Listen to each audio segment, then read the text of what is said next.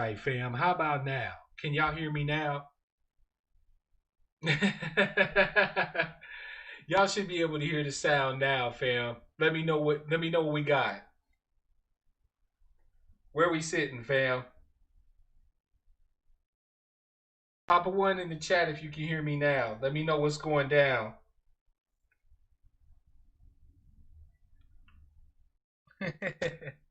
Good, good. Everything sounding good now, fam. Excellent. Thank you so much, fam. Thank you for your patience.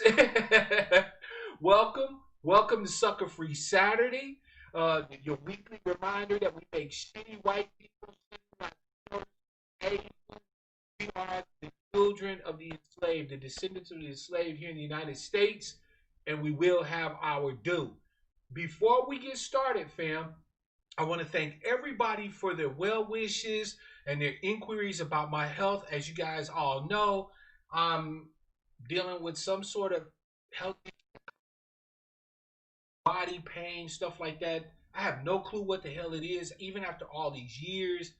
But I keep it moving, right? I do what I can and I keep it moving. But last Wednesday was just a rough road to hoe for me, and I didn't want to bring that on to y'all, where I'm messed up, right? I want to give y'all my best, right? So I appreciate y'all's forbearance, your patience with me. Thank you for making sure to check up on the brother. I love y'all. Thank you so much. And if you haven't done so, make sure you check the description field at the bottom of every video. There's links to resources, tools, you name it.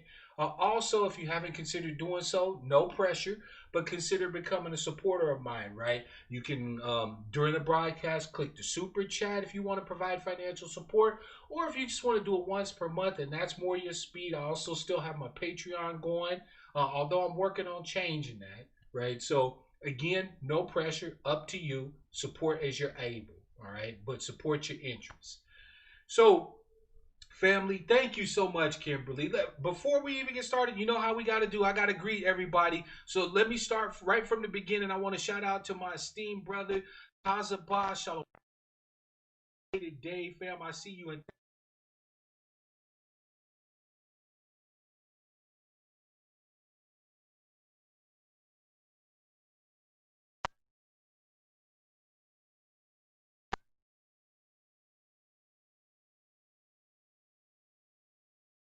watching you.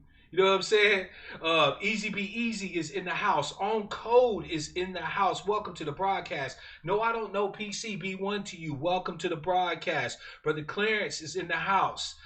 Diverse Tribe is in the house. Our Jizzle, welcome to the broadcast. Sister Black Magic, peace to you, sister. I see you. Adreek, I see you, fam. Welcome to the broadcast. And I will shout out everybody as they come in. Sister Kimberly, of course, thank you so much for the well wishes, and I appreciate you. Oaktown Girl, hey fam, I see you. Shout out to you, representing A DOS. Whoop in the house, right? All right, fam. So, without further ado, I want to talk about a topic that I think is more salient now after the Democratic National Convention, or as I called it, the Democrats Unite the Right rally, right, than ever before. Now, the reason why I'm bringing this up is because I know many of you watch various other channels that are not necessarily ADOS oriented or ADOS oriented, but lean toward the left.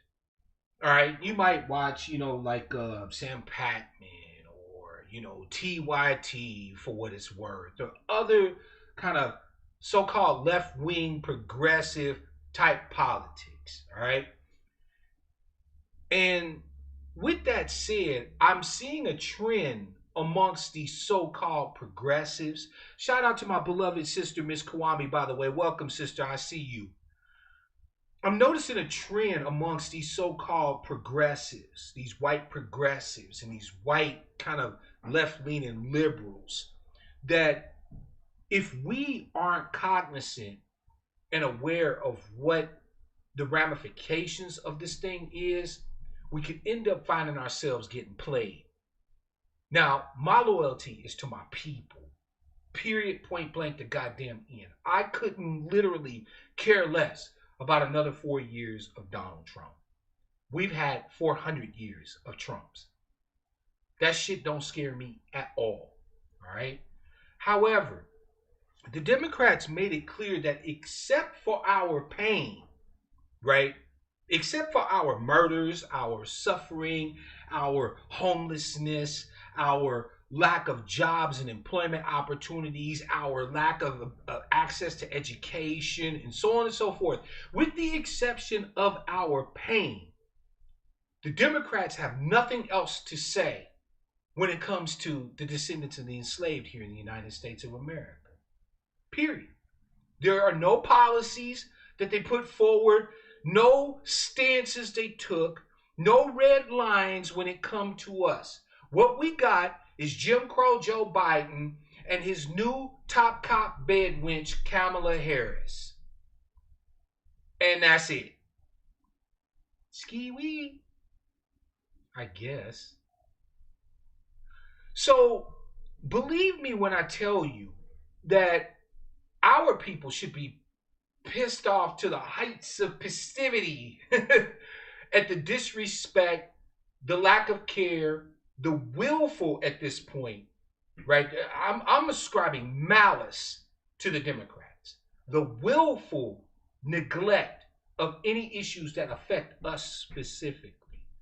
However, there is one group that I've seen that has made it clear, abundantly clear, that they are finished with the current iteration of Democrats. And that is left-leaning liberals and white progressives.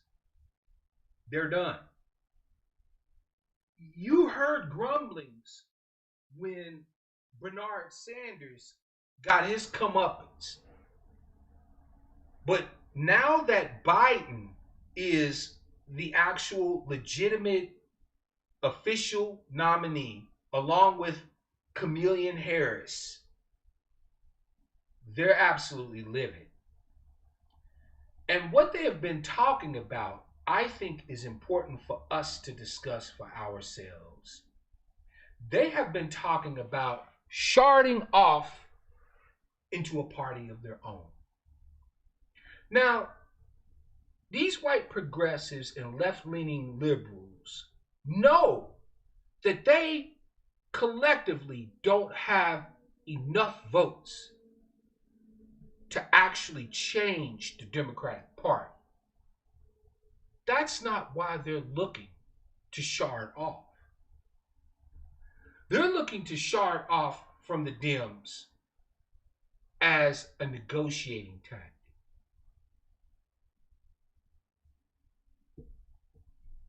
Let me explain.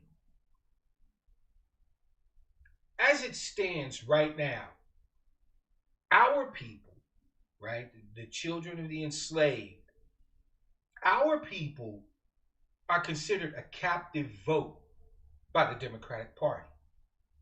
When you look even at the most recent election for president, right, with Hillary Clinton and Donald Trump, black people came out well over 80+% for Hillary Clinton, in spite of every fucking thing that Clintons have done to hurt us. In spite of it all, we still came out well over 80% for Hillary Clinton. For Barack Obama, we came out in the 90s.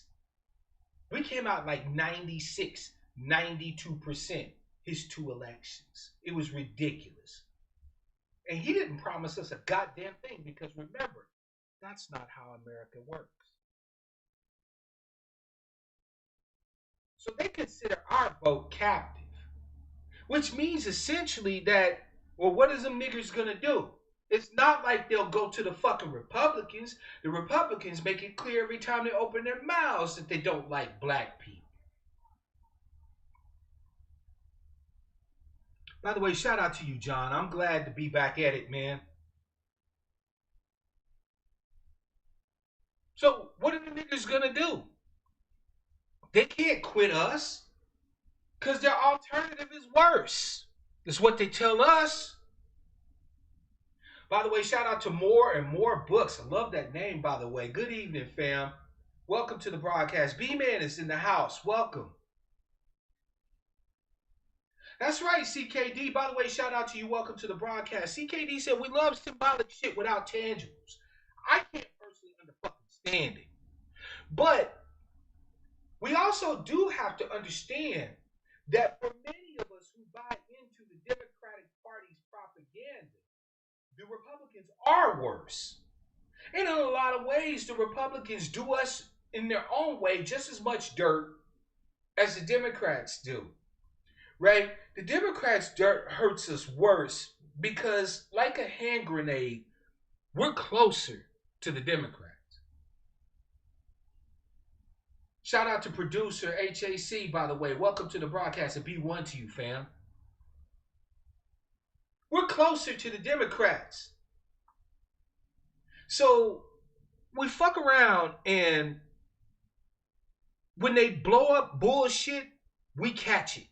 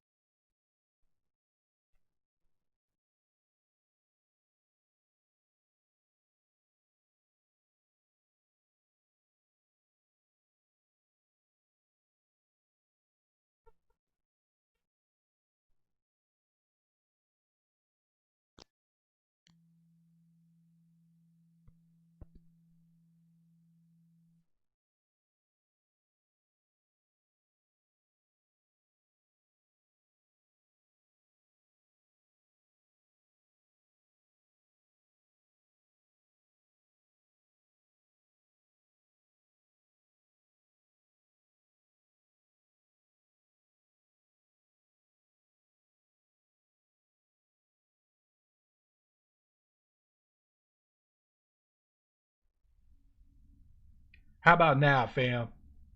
Better?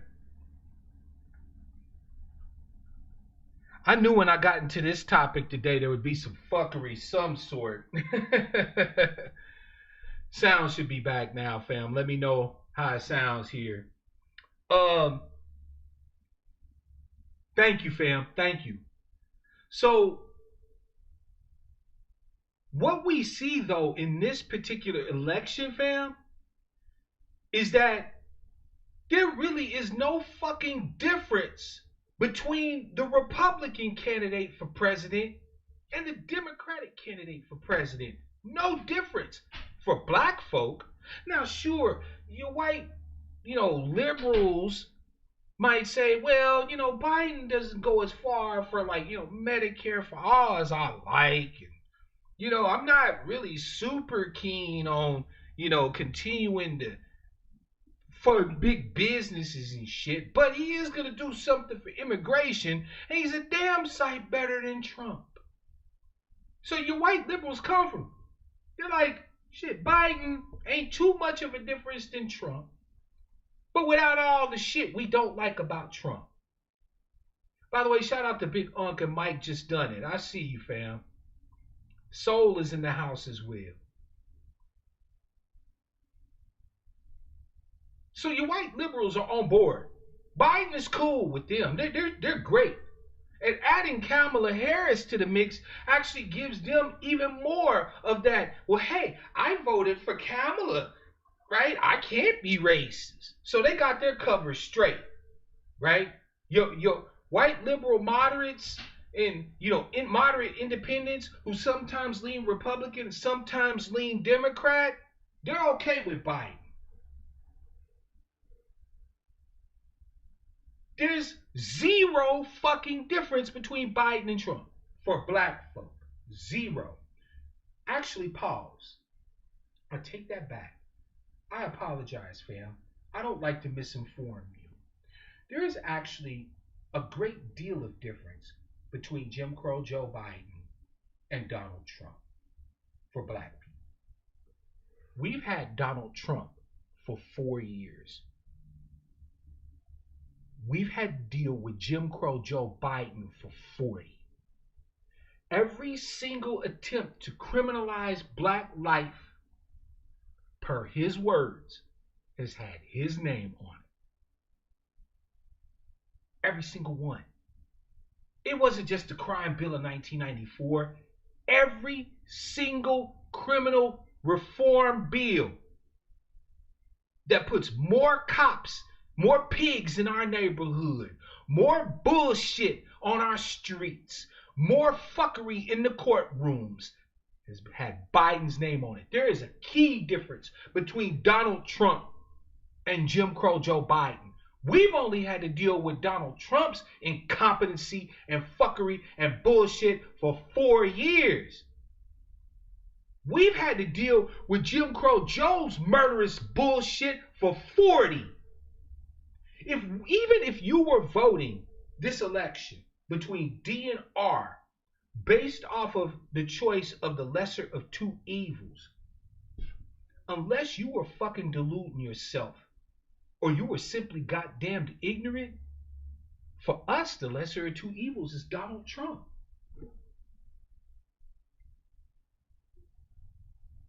I'm not telling you to go out and vote for the man. Not at all. I can't stand Donald Trump. But if you were just merely doing the calculus, just looking at the motherfucking calculus as black people, not fuck what everybody else in America is talking about. Fuck the immigrants. Fuck them liberal white folks. Fuck everybody else. For once, it's all right to look at what is about you. If you were just doing the calculus, my tribe, my people, Donald Trump is the lesser of two evils. In this election, Biden is the greater fucking evil.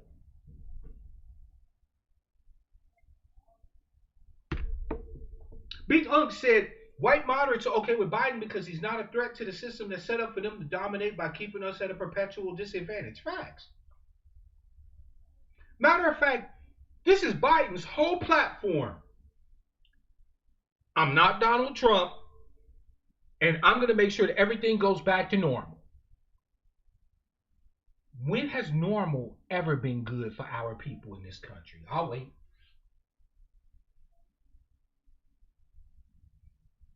Normal for Jim Crow Joe Biden is where when a cop decides to shoot a black man, instead of shooting the motherfucker in the chest or in the head, shoots him in the leg.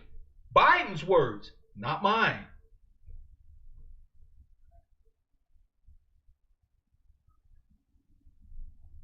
So he don't want cops not shooting you. He just want to make sure that when they shoot you, you ain't dead at the end of the interaction.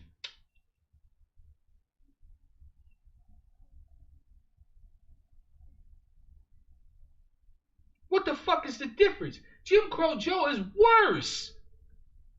And this bastard has made it clear that on day fucking one, he is... Shout out to BM Wake the Hulk. I appreciate you. Welcome to the Angry Black Sheep. We are glad to have you, fam. He has made it clear that on day one, he is going to be looking to open up the floodgates for immigration.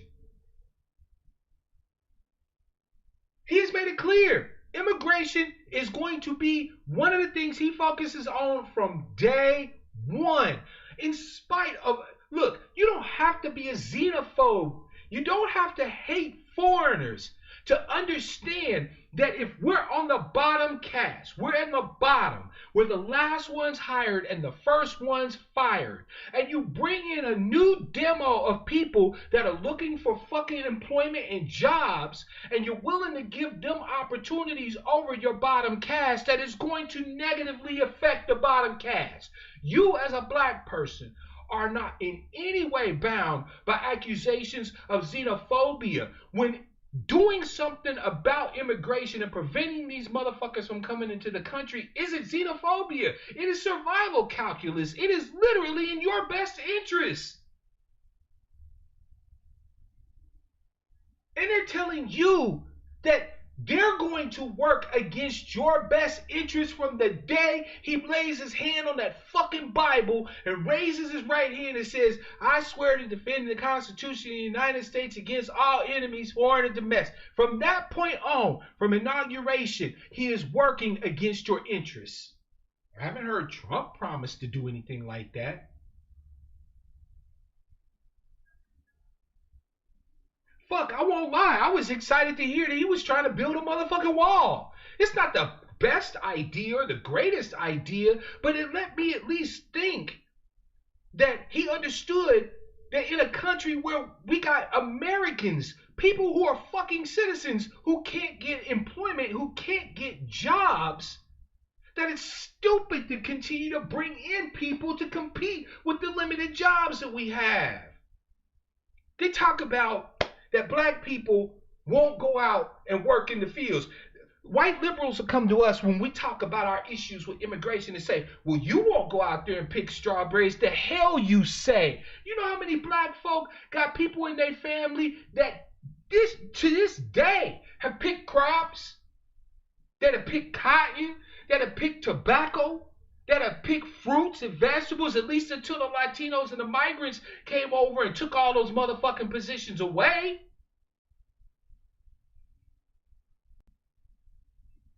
Shit, we could get young black people. You ain't got no other job, and you need to go and see some other shit other than what the hell your neighborhood look like. Get up a whole bus full of young black folk and do what the migrants do. The migrantes come here. This is literally how they live, fam. The migrantes come here based off the various growing seasons. Some start early in the year, like February, March. Some come a little later. They literally go all through the harvest belt, all through the farm belt. They help harvest shit, pull shit up, clean shit up, clear shit out. When there ain't no work here, they move to the next state. After they've done with all of that, they go back to Mexico and they live like fucking kings. And I know this for a fact because I actually talked to migrantes.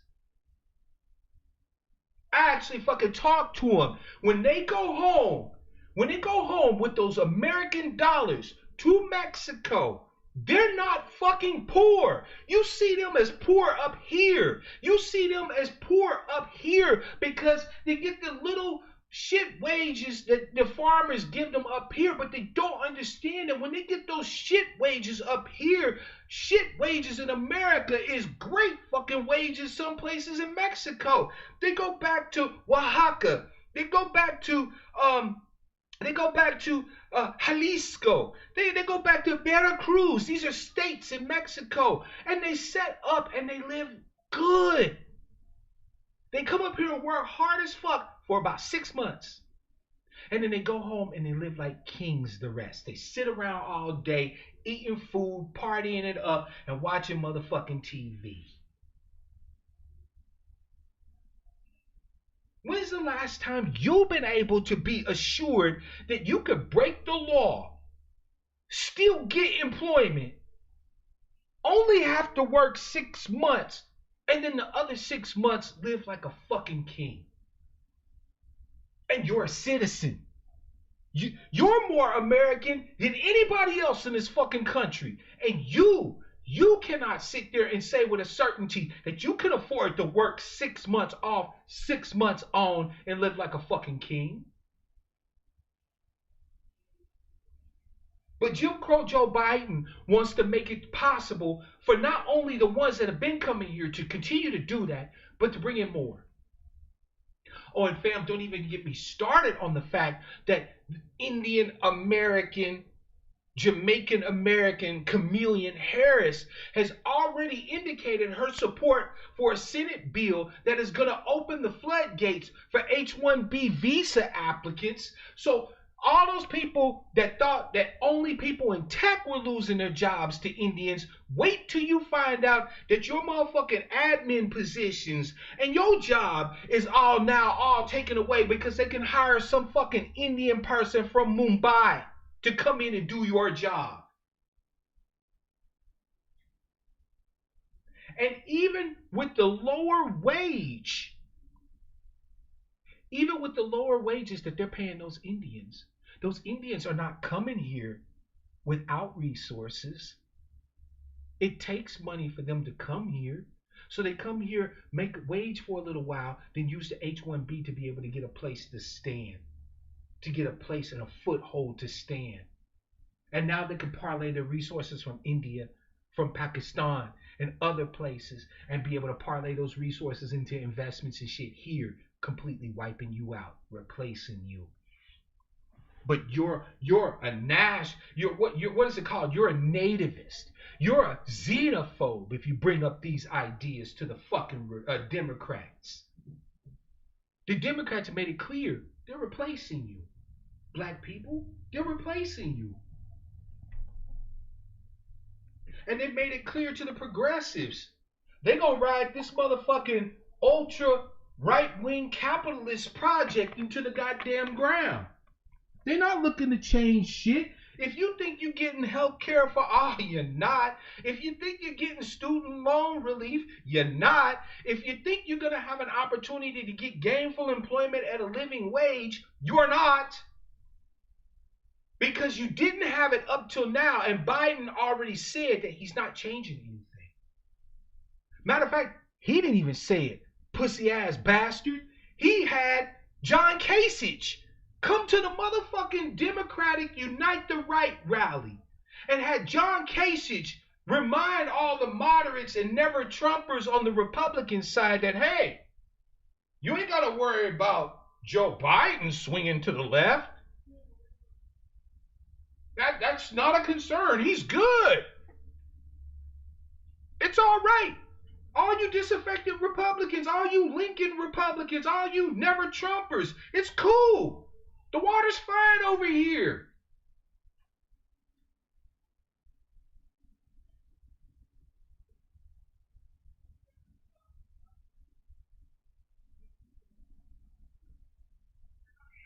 Biden said that he wasn't, thank you, Sister Alma, I was just going to mention that. Biden said that he was going to veto a universal health care bill if it crosses his desk. You think these progressives and left-leaning liberals ain't pissed off? Fam, they're fucking done. So what does this mean for us, the descendants of the enslaved here in the United States?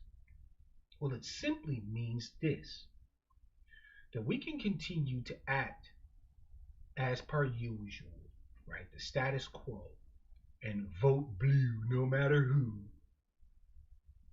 And we will continue to see an ever-growing, broadening decline of what little middle class we've got, what little rich people we actually have, and the approaching of everyone to a poor baseline until such time as our median net worth is zero.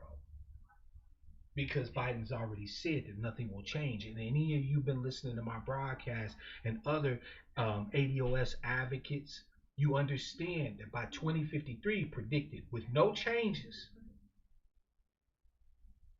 our people's median net worth will be zero in the richest motherfucking country in the world. That's an economic death sentence.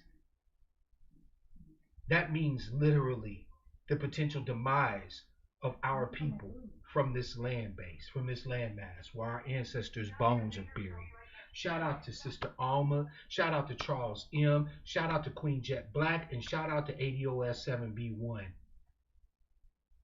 Now, some of you are going to vote Democratic down ballot, as per Yvette and Antonio. I have my issues with voting for any motherfucking Democrat. But the down ballot strategy is a valid one. Some of you, I know for a fact, are going to vote for Trump. And I don't fucking blame you. Not one stinking bit. Like I said, for us, for our tribe, if you do the survival calculus, Trump is the lesser of two evils. And then some of you have actually benefited under a Trump presidency. Me, I'm voting green at the top of the ticket and then voting down ballot. Now, might I suggest, however, a different option? Might I suggest to you, beloved, that we consider starting our own political party? Now, I know what you're going to say. God damn it. Another organization with luncheons and this, that, and the third. Hear me out. Hear me out. We will get nowhere with the Democrats as long as they believe in any way, shape, or fashion that we are a captive vote. They don't have to give us anything. Do you understand? They don't have to give us anything. Where are you going to go, niggers? To the Republicans? So we need our own party. Now, what can a party of the descendants of the enslaved do for us? Well, there's a few different things. So I will start off first by saying it will allow us to start to work to coalesce ourselves, all of us, as many of us as we can at least, around a specific agenda and platform. Right now, you got black people who think that white people's platform is their platform. So they're out here advocating for Medicare for all, student loan debt and relief and cancellation, all the shit the white, left-leaning liberals and progressives want. They think that that's the agenda. Then you've got some of our Republican brothers and sisters who bought in so wholly, so whole hog into the whole bootstrapper thing that they don't want to hear shit about working specifically with and collectively for other black folk, Negroes, us.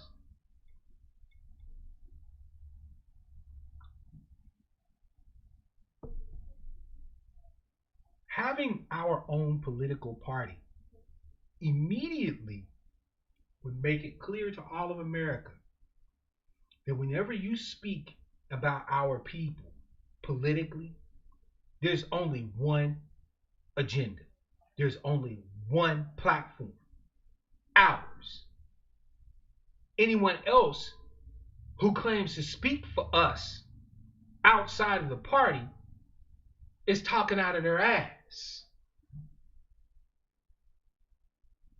It's simple as that. Just that alone would be a game changer. But then there's this aspect of it too. How many of you know the history of Bernard Sanders? Right? His legislative history. There's not a lot there, but how many of you are familiar with his legislative history? Bernard Sanders is a senator from the state of Vermont. And he has ran pretty much unopposed forever. Vermont citizens love him. He runs as an independent. That's right. No party affiliation. Matter of fact, the Democrats did a double humiliation of Bernard Sanders this year because they made him not only become a member of the Democratic Party, but then they still didn't give him a nod. They set him up to field so they can install and slot in Jim Crow Joe Biden. Bernard Sanders has been socialist, communist, whatever you want to call him. But the most important part that I want you to understand is that he is independent. Now, does this mean that he doesn't have affinity with, like, say, the Dems? No. Most times in the Senate, he caucuses. That's an important word, fam. He caucuses with the Dems, meaning that he's an independent. But since you're counting votes and all, you can reasonably count his votes with the Democrats.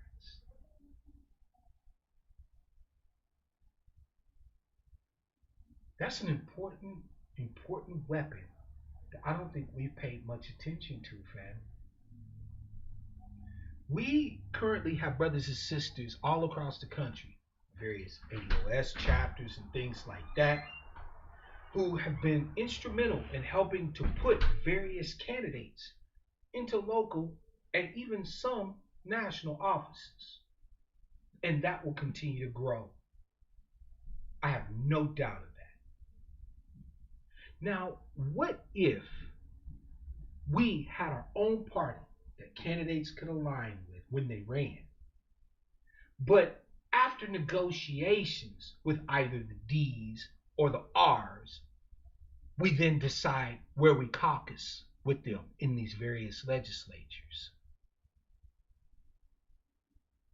And when it comes time for votes to come down, all the votes that don't go for our candidate, maybe we don't have a candidate in the race in a specific area or whatever the case may be, but the leadership of various parties have come to us and have basically sat down at the table and said, hey, you support our candidate in this area and we'll make sure that this legislation gets passed and this is made a legislative focus and so on and so forth. Now you got something cracking. And you really want to know the crazy part, fam? The crazy part is that a political party will take anybody. We can have a political party where our platform is for us, where the policies, the platform, the agenda is ours. But it ain't just got to be us that joins our party. There could be other groups that come and join the party too. They just don't get a say on any agenda that doesn't have anything to do specifically with us. But they're more than welcome to participate. They're more than welcome to canvass, fundraise, run offices, put up candidates with us, as long as they co-sign the agenda.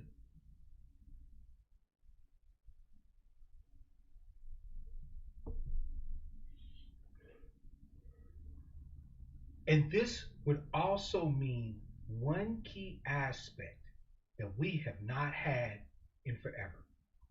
And I do mean forever. I don't think we've ever had it.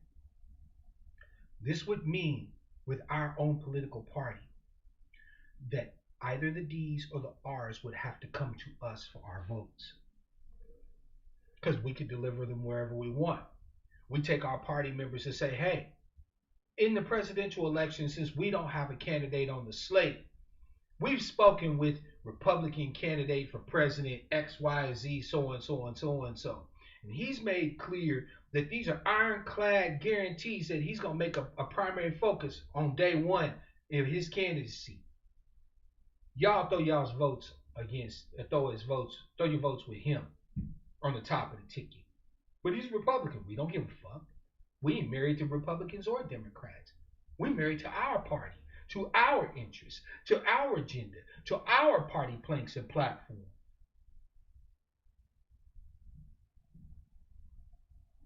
We need to be cutthroat. We need to have no problem taking our votes wherever the fuck we can get the best damn deal. For the foreseeable future, the Republicans and the Democrats are it. If you want to play this game politically, you're going to have to deal with either the D's or the R's, the assholes or the elephants. So it's got to be whoever's going to be willing to do what we need them to do. Or else we can take our 38 million votes and tell you to go fuck yourself.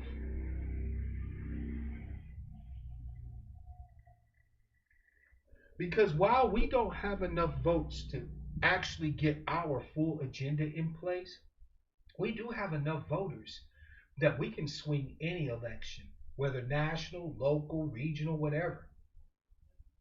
We can swing any motherfucking election.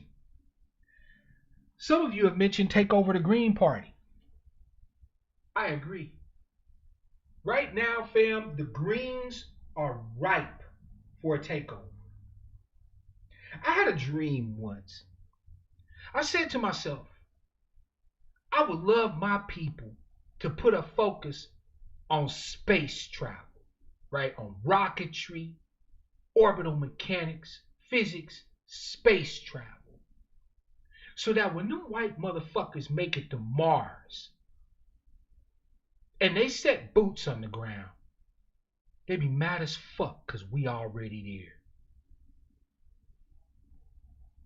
Some of the white left-leaning liberals and so-called white progressives are saying that perhaps we should just all move en masse to the greens. And we can force the Democrats to deal with us from the left as greens.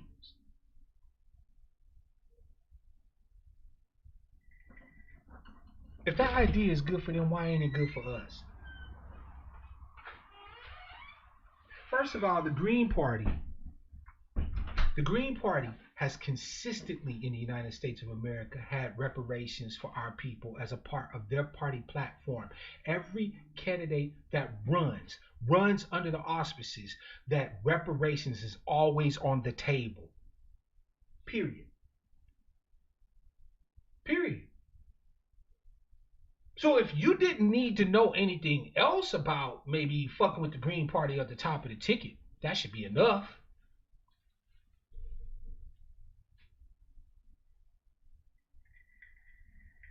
But the Greens is also about living wages, about empowering you to be able to negotiate with your employer for rights, for benefits, this, that, and the third, for reining in the worst excesses of this hyper-capitalistic bullshit we all gotta live under. Greens got a lot of good going for them. Now, I personally think we should start our own party. But to learn how to manage a party, to learn how to come up with party platforms and planks, to learn the mechanics of how a party operates, I see zero problem with us all en masse becoming green.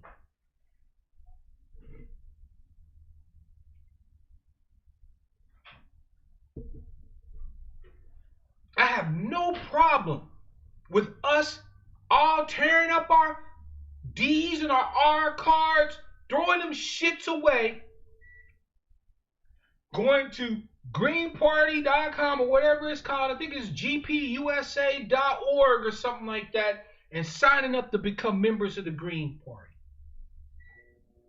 And the Green Party is focused right now on where we need to be focused at anyway, because the Green Party can hardly get a place on a national front. When I say national, I just mean the top of the ticket. The Green Party is all about getting in candidates on a local level.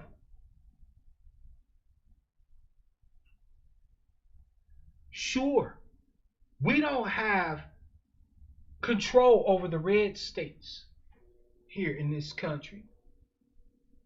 But if every candidate that came from a predominantly black jurisdiction or black area was green, they'd have to start fucking with them to get legislation passed.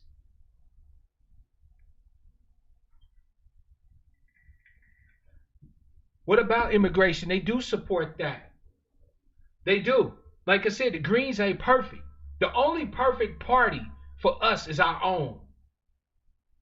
But the Greens go further towards supporting the shit that we support than any other party in this country. Even the Socialist Party doesn't support as much shit for black people as the Greens do. You don't have to believe me, fam. Do your research. Now, how would we deal with immigration? Because that's an important topic. We could better address immigration from within a party where we're already empowered than we can from within a party that's corporately bought and owned and a subsidiary of Wall Street like the Democrats. The Greens actually have various identity caucuses under the auspices of the Green Party. So you got Native American Greens, and you got, migrant or immigrant Greens, and you got, various types of Greens. But one thing that the Green Party is committed to is not stepping on the toes of other caucuses within the party itself. So if they got a mass of black folk that became Greens, millions of us, because right now I don't even think the Green Party is more than a few million people, if that. If millions of black folk all of a sudden were to become Greens tomorrow, then that means that the Green Party would have to sit down with us and find out what our issues are on immigration and be able to either ameliorate those issues or change the platform. And you would have a direct say in what that platform says, and what every candidate that runs under your banner does.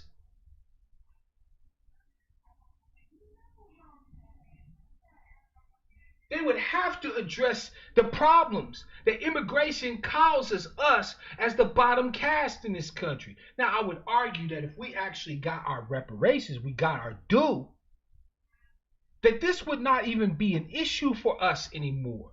Bring in whoever the fuck you want to bring in. We can start our own businesses and have our own shit going.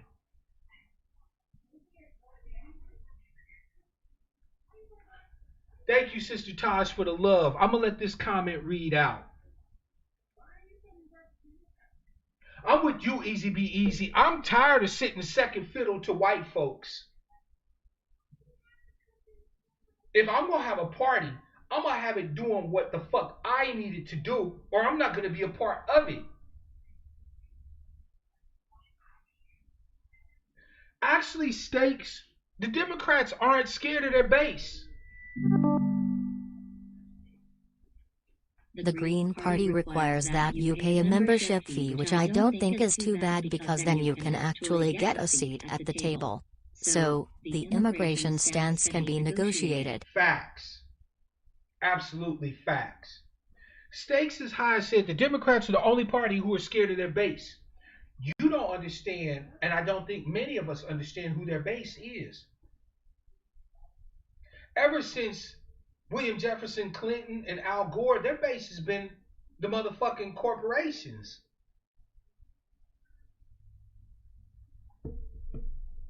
The Dems haven't given a fuck about unions, about the working man, about none of that shit in decades.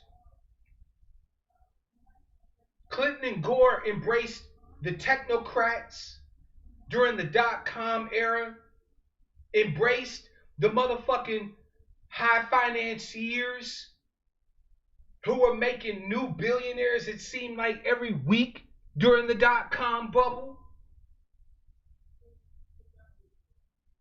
Unions, working people, black people, disaffected, poor folk, we ain't been to Dems' base in nearly 30 years. They're not afraid of their base. They're afraid of us becoming their base again. Shit, man, I don't ever want our party to have to go back to depending on niggers and goddamn illiterates for donations. I like this corporate PAC money. This shit makes it easy as hell for me to run for office. All I have to do is just go to a motherfucking fish fry and I'm straight. No, they're not afraid of their base. We are not their base, and we haven't been. The Dems just ain't bothering to hide it anymore. See, one of the things that you have to understand that is the best part about Jim Crow Joe Biden getting the nod is that the DCCC, right? The Democratic, corporation that runs the Democrats and the DNC have made it clear. They don't have to hide it anymore. There's no guessing. There's no goddamn ambiguity. They are a wholly owned corporate subsidiary of Wall Street, of big business, just like the Republicans. They're no different. No different. None. This is how Biden can sit here and claim to be the great uniter. I'm everything Trump is except the shit you don't like about Trump. That's Jim Crow Joe's whole platform. Is you fuck with me, you'll get everything that you like under Trump, but without all the necessarily seedy shit, obviously racist shit and things like that Trump says. You have me, you get Trump, but you get a Trump you like. You get a Trump that ain't gonna just flap off at the mouth and embarrass us across the world on some old dumb shit.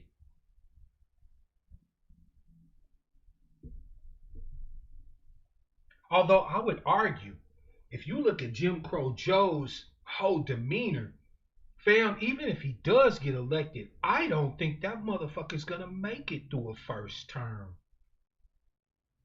Which is why when Kamala Chameleon Harris was given the nomination for VP, Wall Street rejoiced. That's right, Wall Street, the stock market went through the roof at the announcement of Kamala Harris as the VP nominee for the Democratic Party. Because they know even if something happens to Jim Crow Joe and he don't finish his administration, they'll have a president who still looks after their base.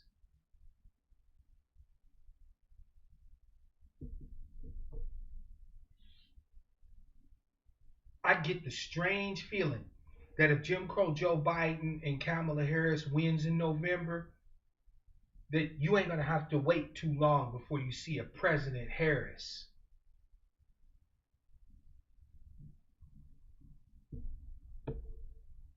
Kamala is a political whore.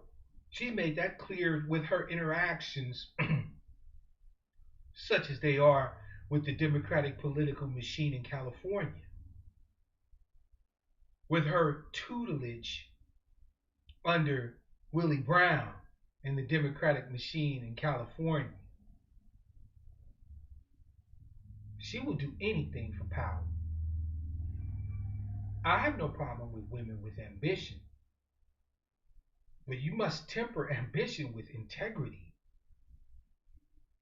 or otherwise you're just a whore, available to the highest bidder. I'm not talking about her motherfucking gender or her sexuality. She's a whore.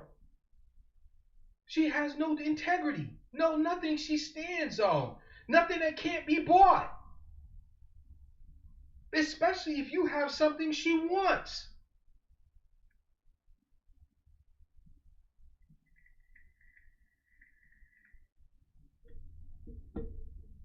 A President Harris would be in some ways worse than a President Biden. Hell, Kamala couldn't even carry California. So why is Wall Street so happy? You're seeing all these contradictions, fam, and the writing on the wall isn't making sense to you. Wall Street is happy because Wall Street is both the Republicans and the Democrats' base. They don't give a shit if a D or an R wins, as long as they maintain the status quo for the technocrats, the kleptocrats, and the high financiers on Wall Street. It don't matter which politician wins. So when Kamala Harris got the nod, they're like, woo, dodged a bullet. I thought we was going to have to give up capital gains and shit and pay our fair share and actually do something for American citizens. Whew. Thank goodness we dodged that. Kamala ain't gonna make us do none of that shit. We're good. Crack open the Dom Perignon.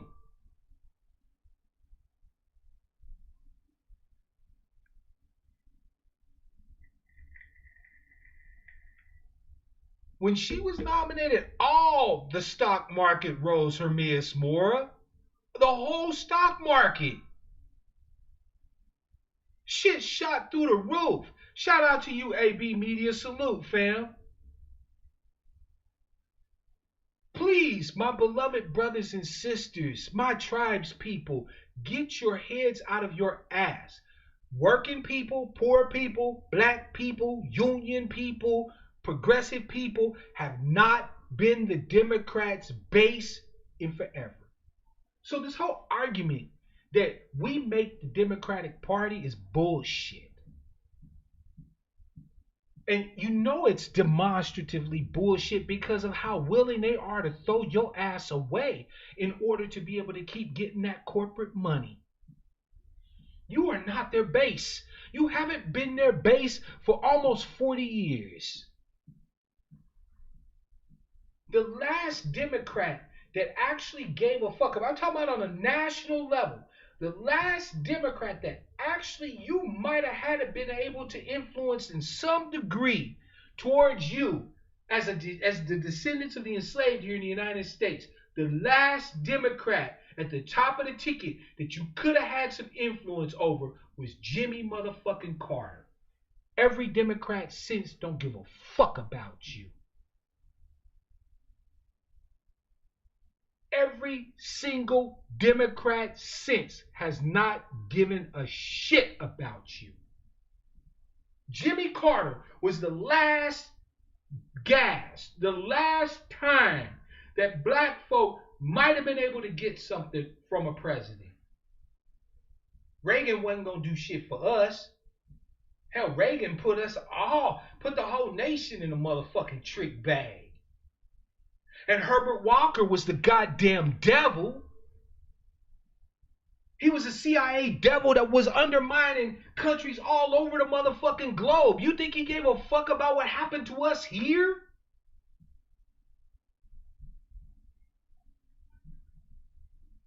And then who did you get next into office? William Jefferson Clinton and Albert Gore. And they announced right from the get-go that they are not your grandparents' Democrats. They're not one of these union-supporting, trust-busting, working hard for the everyman Democrats. No.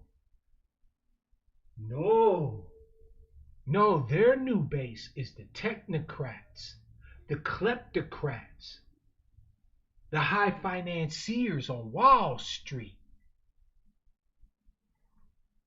Last time black people had a president that they could even consider somewhat trustworthy, who was a Democrat, was Jimmy Carter. And you saw they didn't give his ass a second term.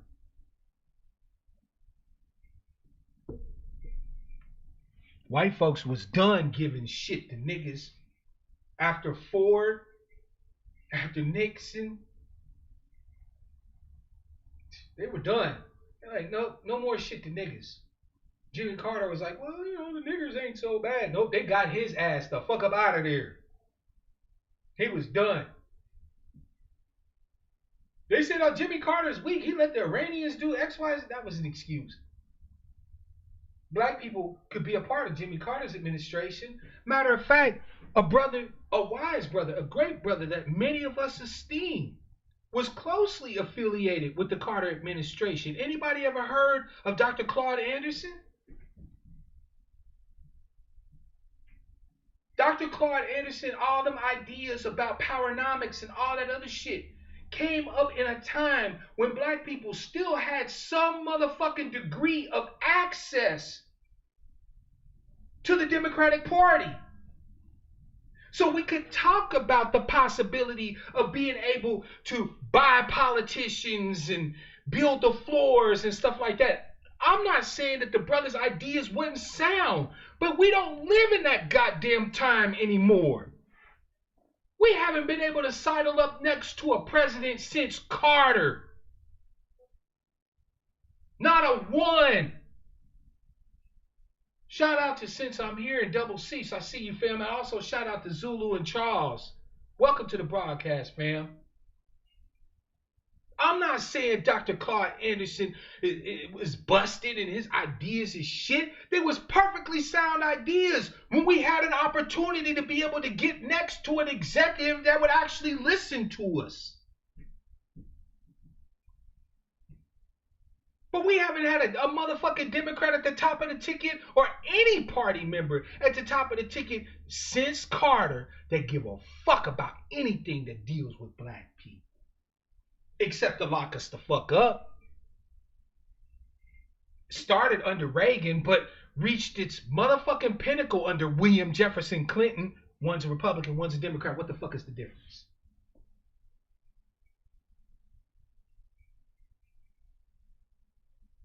Everybody trying to tell me how bad George Walker Bush was.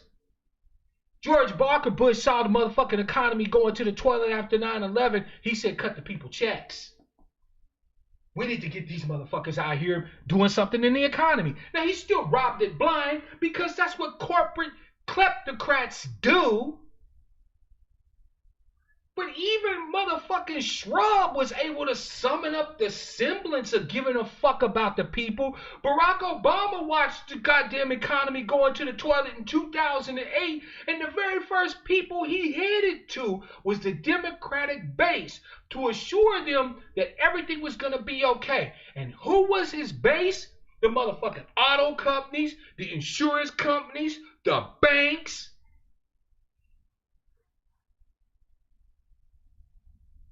He watched you and I get screwed stupid.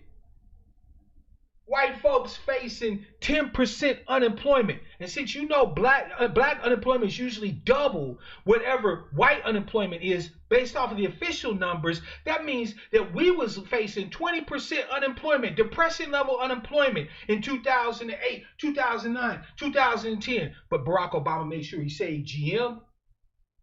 He made sure he saved all the motherfucking banks that was gambling with the motherfucking funny money and the credit default swaps and all that bullshit.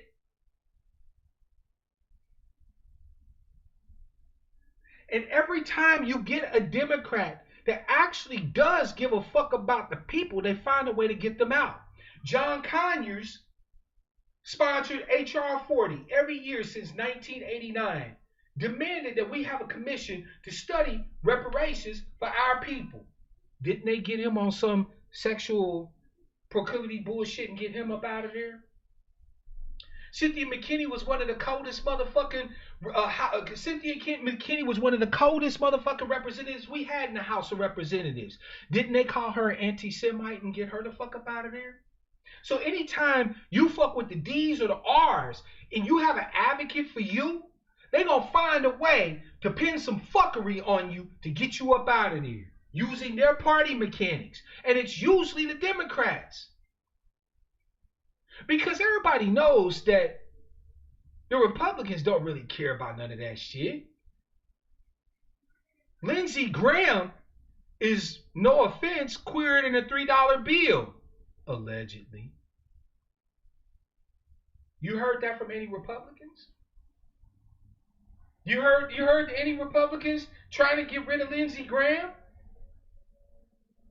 Even though allegedly Lindsey Graham is well known in D.C. for his proclivities? Allegedly? Because Lindsey Graham will toe the party line. But if you're a Democrat and you do anything for black folk or even have black folks' name on your lips, oh, they burn you. They burn you.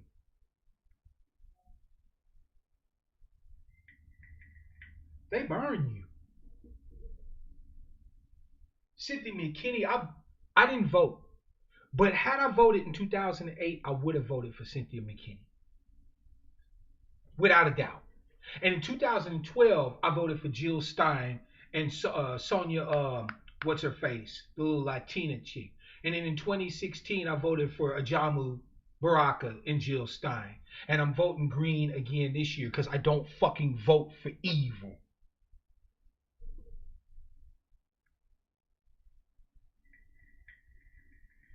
The Dems was never going to have my vote anyway. When I speak out against the Dems, fam, it's not for me. I have never voted for a motherfucking Democrat in my life. And I ain't never going to vote for one.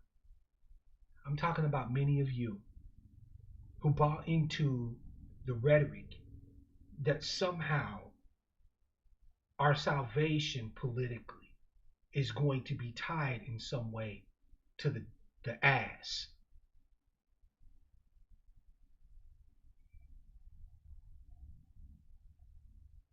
I'm talking to you.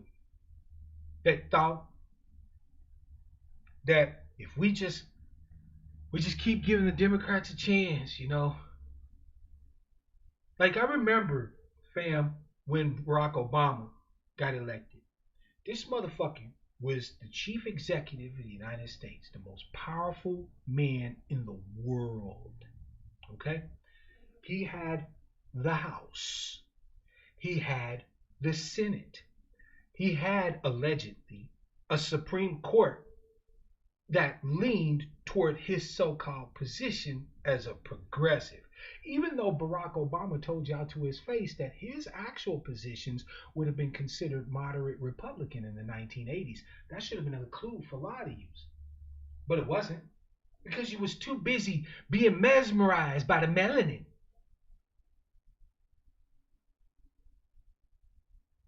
Yeah, that melanin that just grabbed all of you. Wait, what? A black president?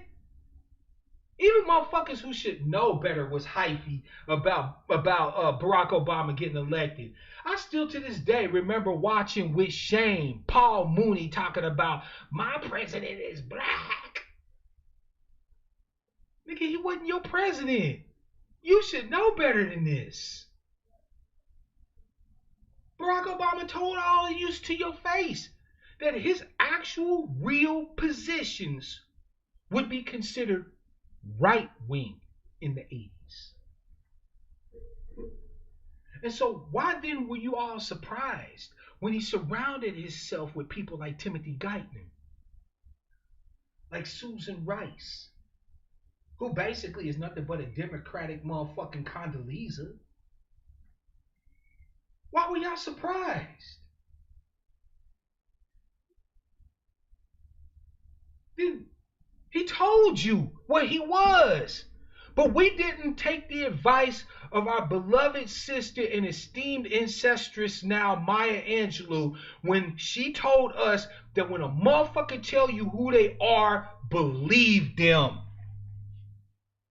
Barack told us who he was. That's the crazy part. He never hid who the fuck he was. So at the end of the day, black people left holding the bag as per usual. The only motherfuckers we could really be mad at was our goddamn self.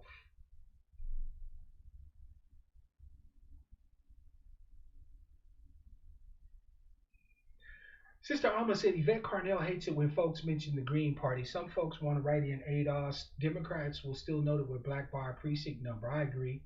And you know, perhaps that might be a blind spot in our sister. I'm not going to assume any malice when it comes to Yvette and her stance on the Green Party or whatever the case may be. But I'm sorry, I don't buy into this argument that Antonio and Yvette sometimes make, but Antonio definitely makes, that the Democratic Party owes us. They don't owe us shit. They never promised us nothing. Look, if you got a hoe out there walking the stroll, and she coming back and bringing you her whole bankroll, but you never turned her out, what you owe her? I'm not trying to be a sexist pig here. I'm using a really fucked up analogy, but you get the point. You got a hoe out there on the stroll who out there turning tricks out of both draw legs and come and bring you her whole knot. But you ain't never turned her out. You not in the pimp game. You a square bear. You a working stiff. Yet this hoe breaking you bread off.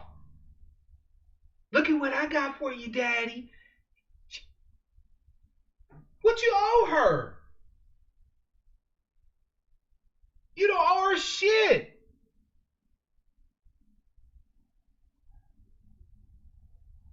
You didn't tell her to go out there and turn those tricks for you.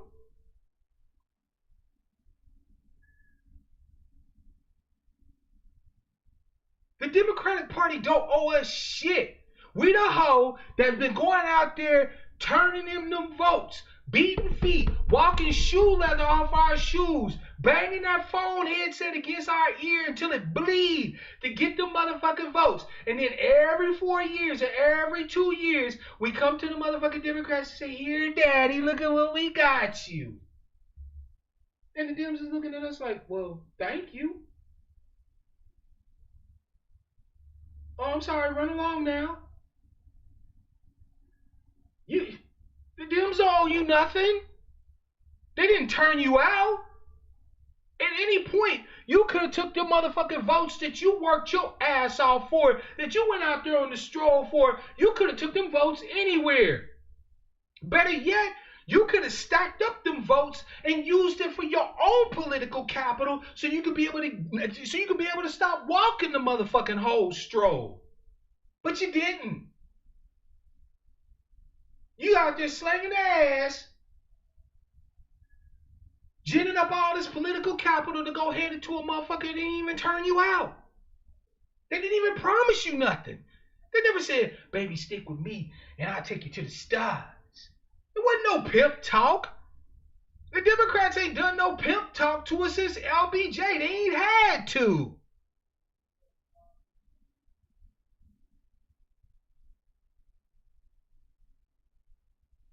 The Democrats ain't had the slick talk Negro since LBJ, since we had MLK and Malcolm here, since we tried to burn this motherfucker down in '68. They ain't had to talk real clever to us.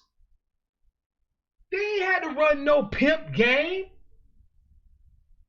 We was gonna vote for Barack Obama because we were mesmerized by the melanin, and he wasn't saying nothing just absolutely fucking egregious.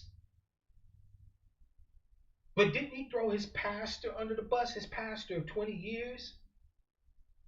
Now, don't get me wrong. I'm certain people got issues with his pastor. I heard his pastor's got ties to the boule and this, that, and the third. But what can't nobody dispute is that Jeremiah Wright got up in that pulpit and told the goddamn truth about this country that we live in. I'll never forget it. He said, we bomb Iraq. We bomb Afghanistan. We bomb all these countries. And then we become indignant because the violence that we visited on everybody else comes back into our own front yard. He said, America's chickens have come home to roost. Violence begets violence. Hatred begets hatred. And terrorism begets terrorism. Where was the lie? Where was the lie? And Barack Obama sat there faithfully every Sunday and ate that shit up. Until them white folks said, wait a minute, we can't elect him. He's got a pastor like that. His pastor hates white people. I wonder, is he? Barack, do you hate white people? Man, they came at Barack. Fam, they came at Barack Obama like Jesse Lee Peterson come at niggas. Jesse Lee Peterson will walk up to you on the street, microphone and camera blazing, and put it right in your face and be like, do you love white people? They came at Barack Obama the same motherfucking way. And Barack Obama tucked him and said, well, yeah, I love white people. Jeremiah, you gonna have to go on now. We don't tolerate that type of rhetoric, because when I become president, I'm gonna be the president of all America. Do I still got y'all votes, white folks?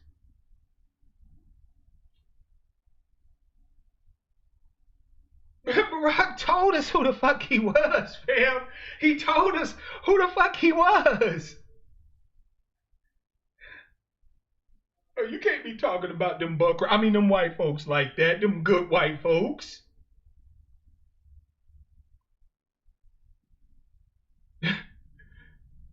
They did him just like Jesse Lee Peterson, fam. Do you like white people, Barack?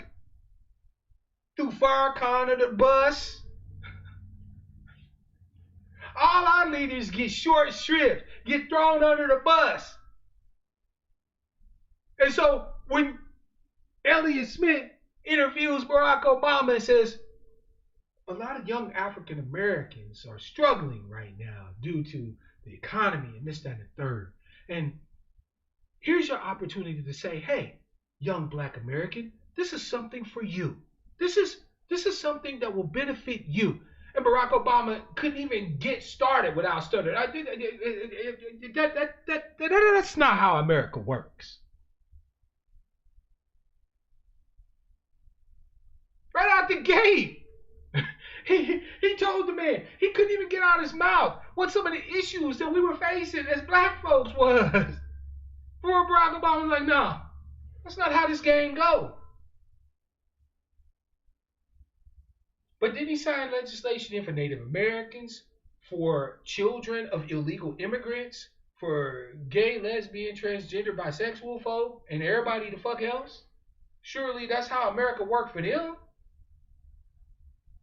It just didn't work like that for us. And he told us it wasn't going to work like that for us, at least under his administration. We haven't been the Democrats' base in nearly 40 years. And the sooner we understand that, the better off we'll be. They don't owe us anything. It is not the Democrats' fault, fam, that we consistently turn up, show out, put our twerking shorts on, and shake ass for the Democrats every election. They ain't asked us to do that. Matter of fact, they just told us in 2016 and in 2020 that they don't even want you doing it no more. This is why Joe Biden, during the motherfucking Democratic debates, when asked about reparations, gives a full-on 2-minute speech about immigrants. They don't even want you shaking your ass no more. They done rode you hard and put you away wet. You done hit the wall. You woe out. You old ass. They don't want you no more. They want some new booty.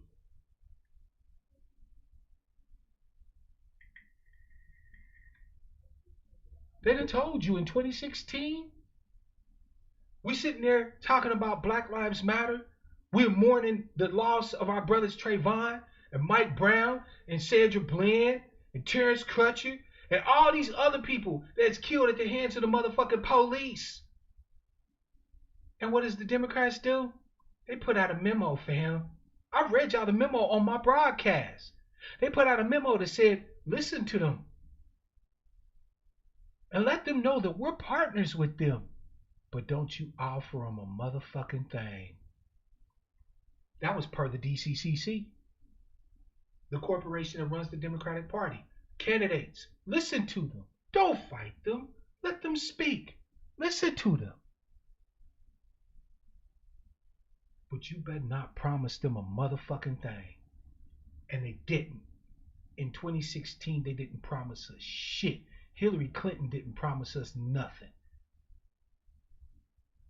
She was giving motherfucking answers to the goddamn debate questions by Roly-Poly Martin and Donna Brazile, and wobbling, doing the wobble with Roly-Poly and talking about hot sauce and this, that, and the third, and they didn't promise us a fucking thing.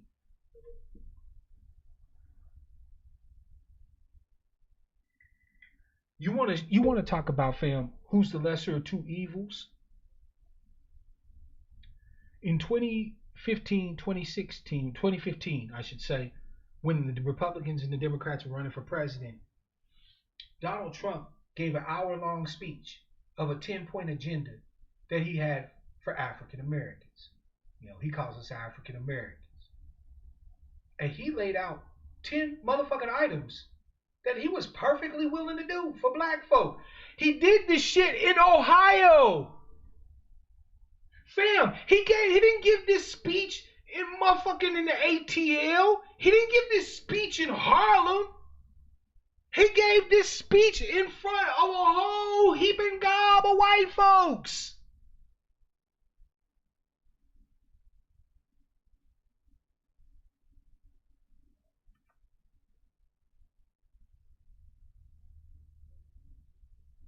But Hillary is supposed to be the choice, the lesser of two evils.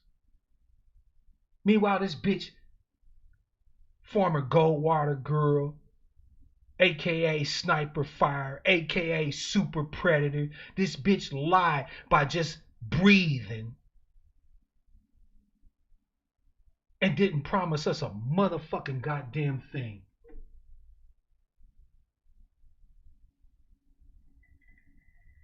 So I don't want to hear any more of this vote shaming shit against my people talking about, well, you know, we got to get Trump out. Why? Why do we got to get Trump out? If you're talking about the lesser of two evils for black people, there hasn't been no Democrat worth voting for.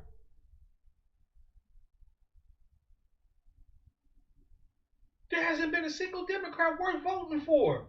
You want to hear some really fucked up crazy shit, fam? You want to hear some really fucked up crazy shit? We were told that we should not vote for Mitt Romney. Well, guess what? When all this shit went down, when our brother George got killed up there in motherfucking Minneapolis, right? And we started burning this motherfucker up. What politician did you find out there marching on the motherfucking front lines, chanting Black Lives Matter with all the rest of them? Mitt motherfucking Romney. Ain't that a bitch? So instead of Barack Obama, we could have had Mitt Romney. By the way, Obamacare was nothing more than what Romney had did in Massachusetts when he was governor of Massachusetts. Everybody praised Barack Obama for making Obamacare when all it was motherfucking Romney care from Massachusetts. But see, we was told that because Mitt Romney got an R at the motherfucking end of his name, that he's the bad guy. Never even fucking realizing that Mitt Romney is the son of George Romney, one of the motherfucking greatest goddamn advocates we ever had politically in the United States.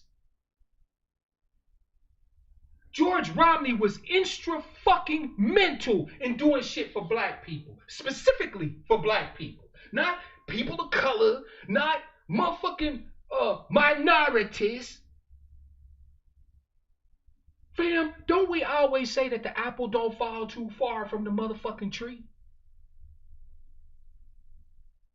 But we told that we wasn't supposed to fuck with Mitt Romney because he's a Republican. And you know the Republicans want to put you niggers back in chains.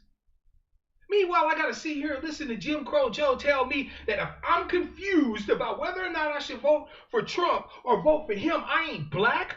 Fuck you. Fuck you. We consistently been voting against our interests by putting a motherfucking Democrat in the office, and it's obvious. I can run down Clinton's record. I can run down Barack Obama's record. Every Democrat we put in the office since Carter is fuck the stupid. But we weren't supposed to vote for Mitt Romney.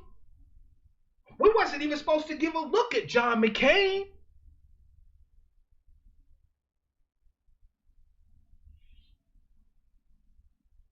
John McCain was actually known for crossing the aisle and working with people on the other side. And John McCain, quiet as he's kept, have worked with motherfucking black politicians and was respected by all of them, whether they had a D or R after their motherfucking name.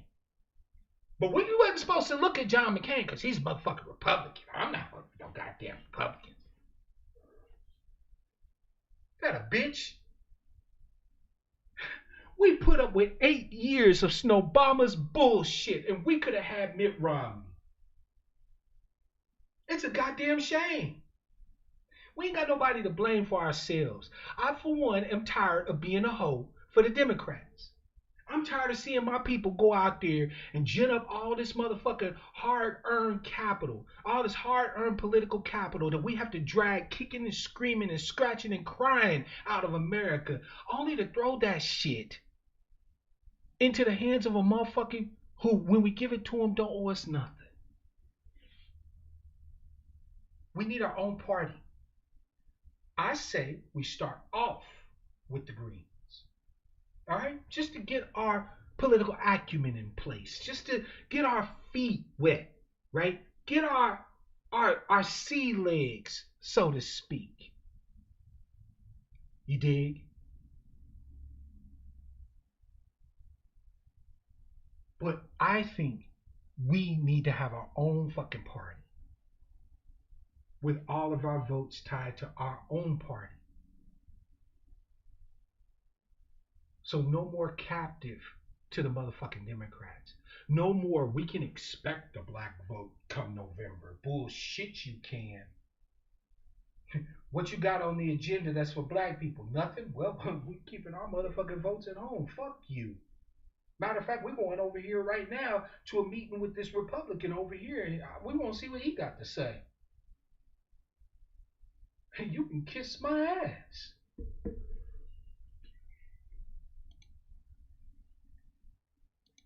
We need our own. It's as simple as that. But I support us getting our feet wet with the greens.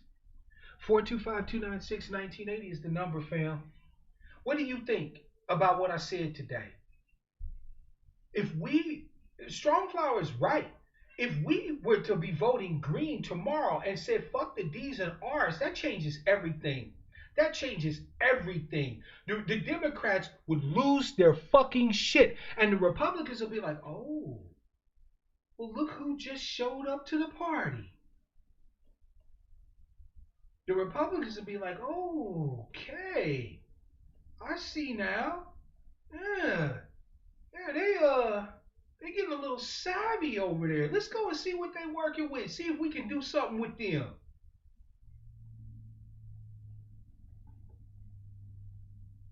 Because I personally don't have no problem with voting or seeing Republicans take over this whole shit for the next 100 years if we can actually get something done with them as opposed to with the Democrats. But the only way we'll be able to do that is to stop being beholden to the motherfucking Democrats. The Democrats is the same goddamn party they always was. For a brief, shining moment, they won. Caller from 413, it's your man Mark Black. What's your name, where you calling from, and what's on your mind? Hey, Mark, it's Double C here, Double man. C's, what's good, fam? Talk to me, man. What do you think about what I'm talking about today, fam?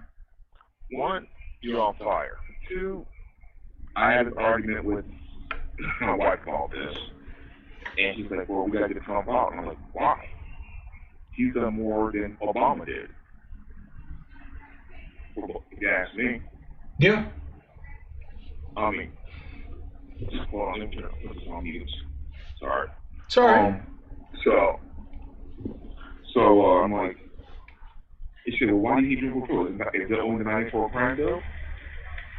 Yeah. The super predators, this people, my family's still affected by that bill to this day. Yep. From 26 years ago.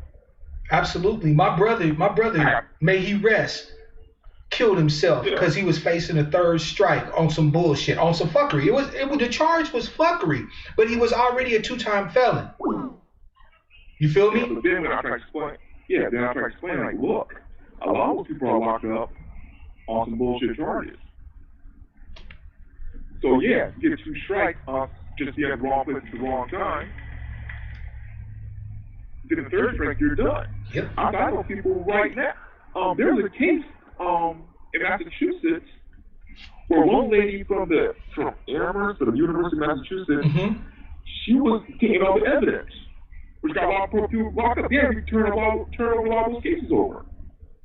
Oh, wait a minute. Did you hear about that Indian bitch who was hiding and altering evidence in California? They had 20,000 cases, mostly black men, that they have to fucking review because she was altering and changing and hiding evidence? Exactly. That's what I'm talking about. But that was happening in Massachusetts also. And by the way, as a resident of Massachusetts, I'm going to rest for a second here, I know about Obamacare. So when I saw Obamacare, I'm like, this is oddly familiar. Yep. Because we had that before Obama. I mean, at the time, Obama made it mandatory. But before it was mandatory, I knew what all that stuff was. That's when I was telling them, that's when I used to work for Kirby, the vacuum cleaner company. And I'm like, well, I didn't see a big deal about it. Yep. And out of the 44 presidents, all 44 were racist. All of them. All of them. That's why I said we've dealt with 44 Trumps.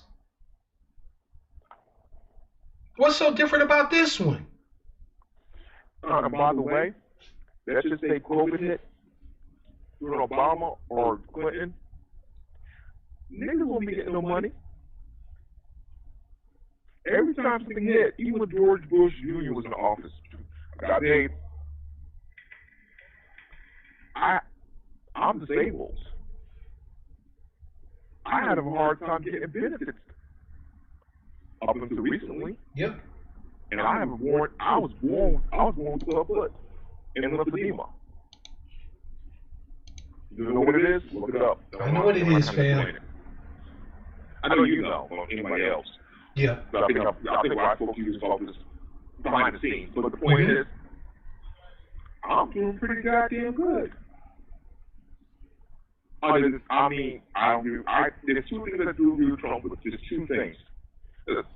One was the immigration policy, and two, all this overspending that we're doing for other countries. And people had a problem with that. I don't personally have a problem with all that. I don't either. Especially when my people on the bottom, you saving money by spending it elsewhere. That's money that could be going into my people's pocket. I'm with that. Exactly. All this outsourcing stuff like that. Have you noticed that everyone said that he's gonna start war with China? China ain't saying nothing. So therefore, we don't want them next year. China don't want that smoke. China can't call it. They don't want that smoke. They really don't. Fam, I'm telling you, as a student of war, I can assure you, if you are afraid of war with China, don't be. China does not want that smoke. I promise you. China doesn't even have a motherfucking blue water navy worth the name. And without a blue water navy, how you gonna do anything in the motherfucking Pacific? Meanwhile, we've got 11 motherfucking aircraft carriers that can be anywhere in the world. And destroyer fleets. We've got frigate fleets. All of that. The oceans belong to America. China don't want that motherfucking smoke. Because if they did, they would have been called their dead. They would have been called in. Facts. They have not. Listen, Mark. How long are you going to talk shit to you before you punch me in my face if I can talk shit to you? Not too long. Don't punch me in my face. I know. If you don't punch me in my face, the first thing people think is, what does he got on you? Yep. That's why I start looking like, whoa. He's in the war with China. How come China ain't throw the first? Whoa, wait a minute. Trump's like poking them all in their chest. Like he's like in their face, poking them in their chest. They ain't doing nothing. Like, okay. So you can say what you want about the man. Yes, some of the things he says is egregious. Yes, some of the things he says are insensitive. But yes, so what? Insensitive to whom? I watched Donald Trump do a speech in Virginia on the anniversary of Virginia's founding and called my ancestors sacred souls and acknowledged that they built this motherfucking country. Donald Trump can say whatever the fuck he likes about immigrants. I don't care. I'm not an immigrant. I'm a citizen. Exactly. And the president of the United States stood there in a public forum and acknowledged the history of my ancestors on a hallowed day of the founding of the first state of this motherfucking union.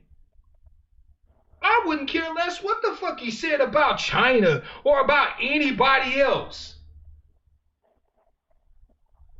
Jim Crow Joe Biden will sit here and say this is a nation of immigrants and he completely gloss over the motherfucking contribution made by my sainted, hallowed ancestors. Fuck Jim Crow Joe.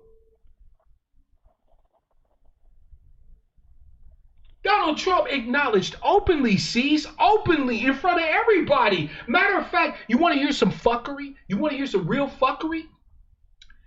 Donald Trump says this.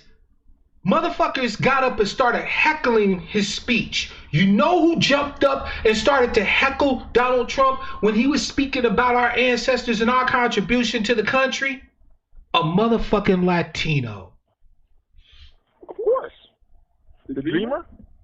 I don't know if they was a dreamer or not, but they stood up and started heckling the president while he was talking about us.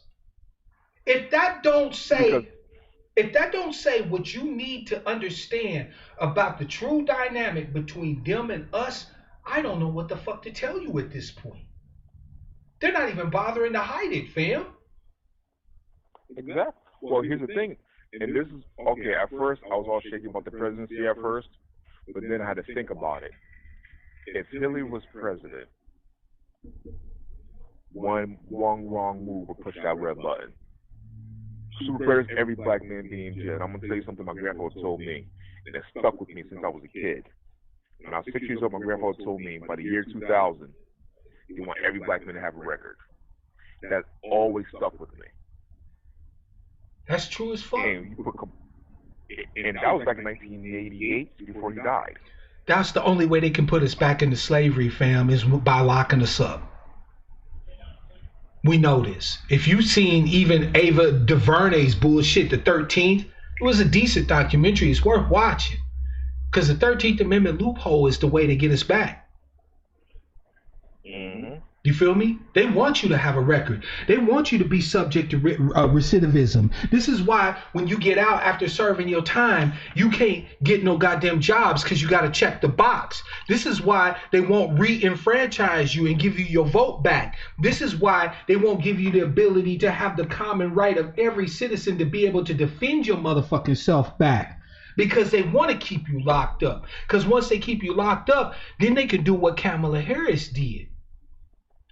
Fam, did you know that in California right now is getting its ass kicked with wildfires, but they can't get them shits under control. You know why? Because the prison labor that they would use to put out the fire, a lot of the prisoners is sick with COVID-19. Yep. They want to use our brothers and sisters locked up behind the motherfucking walls as free, cheap labor, prison labor, slave labor. The only way they can do that is through the 13th. They use slave firefighters to fight their wildfires in California. But I'm supposed to support Kamala Chameleon Harris, and she didn't do anything to try to stop that bullshit and instead encouraged it. Meanwhile, those brothers that out there putting their ass on the line, fighting those wildfires, when they get out after serving their motherfucking time, guess what? They can't get no job as no firefighter. They earned the motherfucking skills to pay the bills. They earned that shit literally under fire. And they can't get no motherfucking jobs, no good union jobs as firefighters where they can actually build a family, where they can actually get a woman and get married and settle down, where they can actually own a home, where they can actually have transportation, where they can actually rebuild their life and become productive citizens. No, fuck that. Why would we want productive citizens when we can have slaves? And I'll say this all off. The way things are going now, see, they're not going to force you into slavery. They're going to make you, they're going to make you find your rights away. That's what they're going to do. And I've said this, and I've joked before with other people, I'm like, you know, they can find a way to sign you back right over. Get you into it. Oh, no. We got to be protected. Please protect us. Sure, we're protected. Just find your life away to indentured servitude for the rest of your life. Yep. Your kids' life. The Democrats is going to do you. The Democrats is going to do you. They have made it clear that if they get power again, we are going to pay for what slights they think we've done to them. They ain't forgot 2016. They are going to fuck our world around. If Jim Crow Joe and Kamala Chameleon Harris get in the office, boy, we thought we had it bad under Trump. If you think you had it bad under Trump, fam, you ain't seen nothing yet. They made it clear that black men don't have a place to stand in their party unless they wearing a dress. Unless you Billy Porter, the Democrats couldn't give a fuck about you.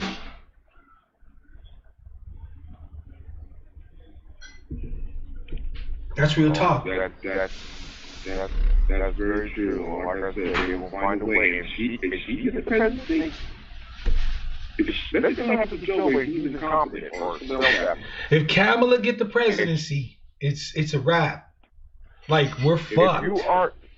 If you're not an immigrant or gay or part of the alphabet community of some sort and you're melanated, that's born on the soil, you're done.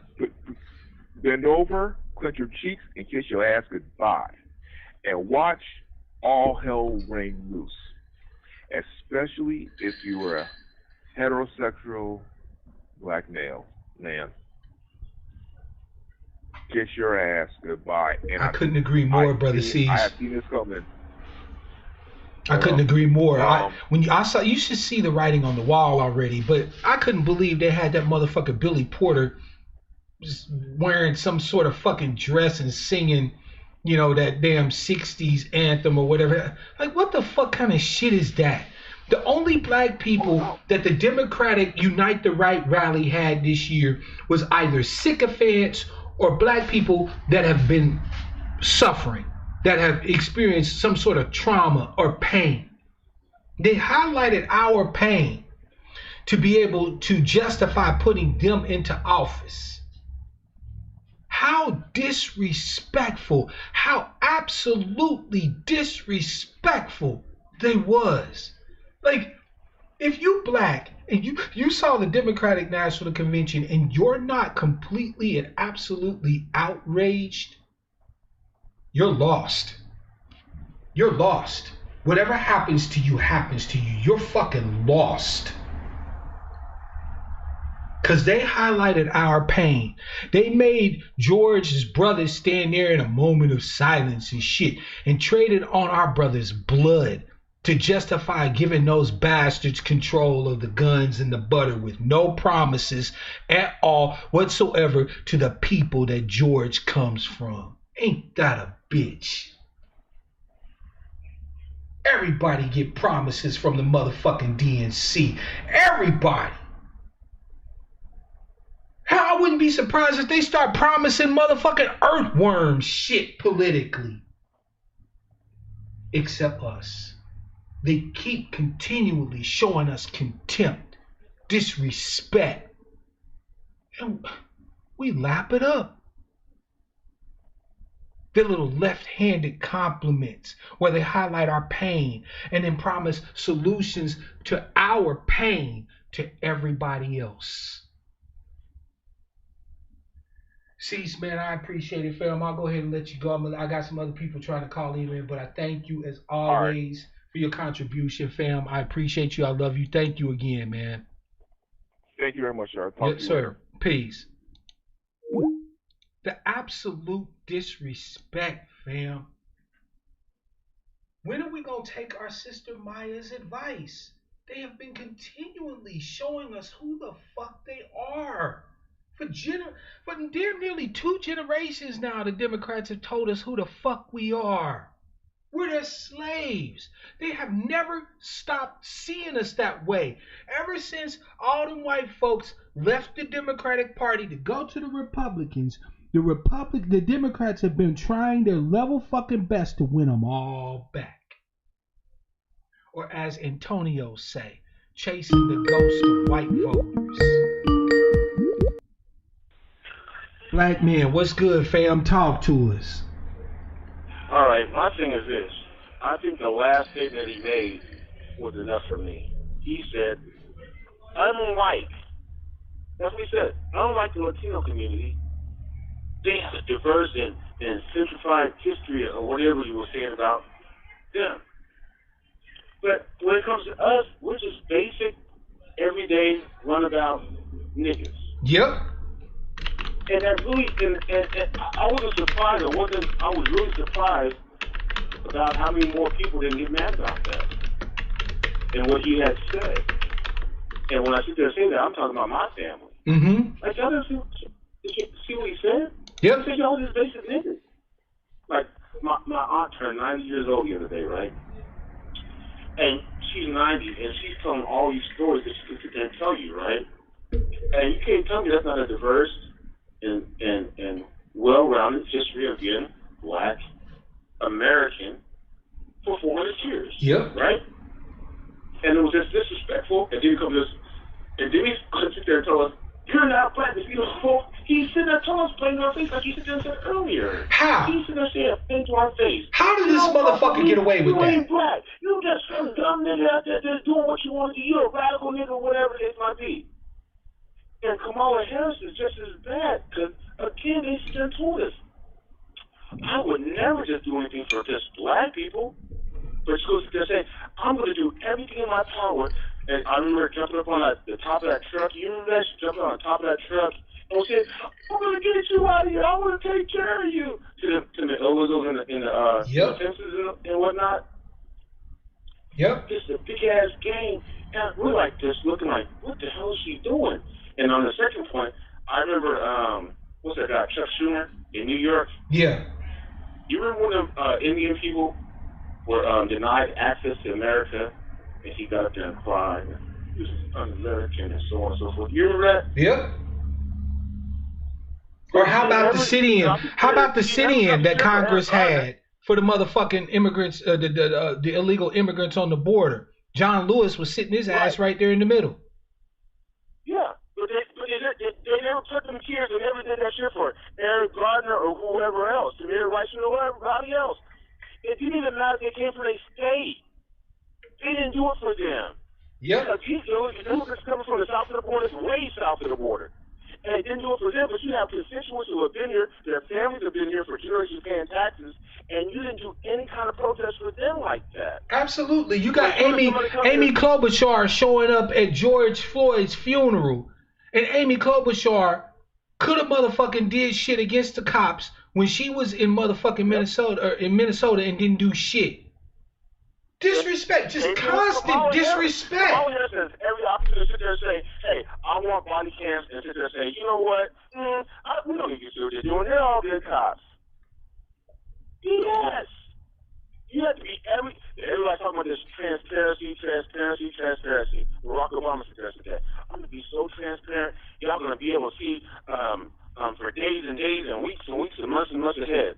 There was no transparency there. The only transparency we got to see was the White House being lit up with green and blue and the rainbow stuff. Yep.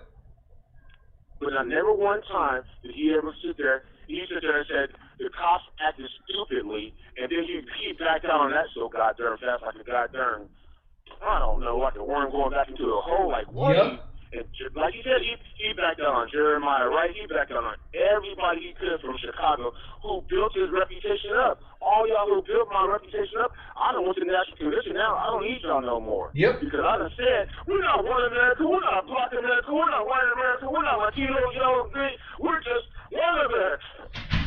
And they all got fooled by it.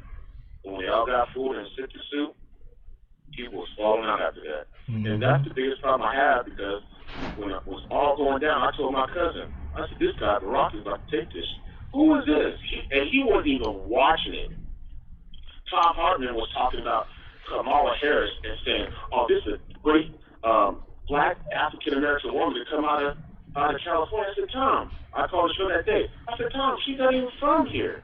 She's from India and Jamaica. But she still has the black lineage, she still has the black heritage, and so on and so forth. You gotta be kidding me. Fam, her lineage on the black side in Jamaica was as of slave owners. Her father bragged about being descended from one of the greatest slave-holding families in Jamaica. Right, and that's the thing that's what we saying, because they just stop this stuff because they see a color. Like you was talking about one day, you just see a color in the box and assume it's your same. Like I go to the mall, right, and you know, most 90% of the time to 95% to 100% of the time, when I see another black person, black woman, what's up, bro? What's up, sis? Yep. How you doing, fam? Something like that. It's gonna come out of my mouth. And then when they don't say it there and say it, and then they go back to their mama, he's not even from here. That's why I didn't even recognize what I'm saying to him. Yep. He's not even on the same level with me at this point. And you're talking about Joe Biden being here since what you say, for 40 years? Dude, I'm 50. I'm 50. At this point in time, if he's been there that long, if you were back then, at this point in time, if you're still thinking Biden is cool, you're Stockholm Syndrome. Facts. You're off. You're off. You cracked. You ain't down. Get on somewhere because you don't understand what we're trying to do right now. And like I said, I'll be honest with you. I've never looked at the Green Party. I thought, it was not making no sense to me, so on and so forth, because I never knew about nothing like that, right? Mm-hmm. But you all know what my first get is at. To protect myself, protect my home, protect my family. You know what I'm saying? So y'all know what I'm gonna be first about all the time, all day, every day. As soon as the party sits there and say, well, we can't have that, we ain't going to do that, we're going to try to manipulate that, I'm not down with that. That's what I said earlier in the chat. I said, you know what? I'm going to be over here with my 2A, I'm going to be in the corner. Y'all let me know what's up. Because I'm not playing that pity patty party game about, what did you sit there and say? Vote for me first, and then what you want to do for you. The prostitute says, you said this earlier, the prostitute says, you know what, I'm going to give you a good ass vote, I'm going to do all this stuff to you. Let me go to the bathroom first, but give me $100 first. She going out the window. Thank you. Come on, y'all.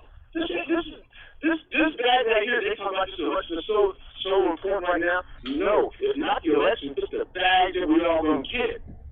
This is not our bag at this point in time. I just don't see how. Facts. Because he just sit there and told you in your freaking face, you are just a monolith. You are just regular niggers. We ain't talking about being hung from trees. Show me the Chinamen who was hung from a tree. Show me the Latinos who were hung from trees. I'm going to tell you, fam. Show me the black dudes who were being beat by the white man, the Latinos who were being beat by the white man for scoring their daughters. I'm going to tell you, fam. The Democrats keep proving me right. Because I've said over and over again that America sees us all as one big Negro. This is why they always practice collective reprisals against us. If one gets out of line, one does too much, one doesn't do shit they like, they practice collective reprisals against us all. Because we can't be individuals, which is why I keep trying to tell my people, we make shitty white people. We are not white folks. We can't be a bunch of motherfucking individuals thinking we're going to go around and be safe. We got to herd up. We got to squad up. No, that's what you're saying. The part that you take care of, I may not take care of. But the part that I take care of, you may not take care of. But you know what, together, if we do it all together, we all taking care of every part of our needs. Facts. Because like I said, the first time I ever called into your Vet Carnell's in the show, right? Mm-hmm. I was sitting there asking about that. That's my first time I ever asked about any show. And so I remember telling back in the day, see, you see them walking in the streets, because they had the Black Panther Party walking in the streets with guns. That's not us. That's not us. But you know what? You're going to need that protection at some point in time. I agree. Somebody's going to want to take you off. So don't sit there and tell me what you don't need. I don't need I don't need this. I don't need that. No, you're going to need somebody, because somebody's going to have your freaking back. And you know what? You can't do it with this against guns and batons and the whole nine. So stop it already. Yep. I'm saying what you don't need. You know, the thing is, though, one thing I am glad about, though, black men, is that Black America has finally woke up to this whole anti-gun shit. It's been making me proud to see black people buying guns left and right. Yeah. Okay? They going out there getting every pistol, every rifle they can get their motherfucking hands on, and I couldn't be more proud. Because our ancestors told us straight up, right? Ida B. Wells, I quote her all the time. She said the Winchester rifle should have the place of honor in every black household to give us the justice that America will not. Period. Like, we can sit here and do politics. And as I stated to everybody, I do politics. But if you want peace, prepare for war. Because make no mistake about it. I'm telling you, Mark, since all this stuff has been going on, I've been going to the gun store. I found a gun store over here, and I've been going to it for probably like about, I'm going to say anywhere between 5 to 6 years. Y'all know this. I have never seen that many black people in that store, along with buying guns like that. Every time I'm in there, you hear these white boys talking about this gun is burned, blah, blah, blah, blah, this and that, and blah, blah, blah, blah, blah, blah. Them white folks in there, you don't hear that kind of talk no more, Mark. Yep. I'm dead about serious with you. They might whisper in each other's ear, but so far as talking about that shit all freely, because there's 50 of them in there and one of me. So there ain't too much I can do, right? But they don't know who's holding now and when they come to the store anymore. Facts. So all that Confederacy talk and all that kind of stuff, all that shit is simmered down now. And I heard the white boy, they got this white boy on YouTube. I swear to God. They thought it was so funny when the guy from in fact, was that Not Fucking Around crew? Yeah, you talking about what's the Grandmaster Jay? Yeah, so Grandmaster Jay has said, you know what, all we want is Texas. All we want is Texas. We just want to take over Texas, we'll be all right. If all the black folks Texas, we'll be all right, right? But after that, you know, they were sitting there talking about that thing ain't taking over nothing, nothing ain't taking over nothing over here in Texas. Texas is that, Texas is third. But then 3 weeks later, after Antifa and stuff did all what they did, and Black Lives Matter did all what they did, we need to take back our country. You see what I'm saying? But they gave him so much heat for just wanting Texas. Now you white folks talking about taking over the country, when Indians was here first and black folks been here for 400 years. Who are you taking it back from? What are you taking it to? And nobody has that answer, but we're taking the country back.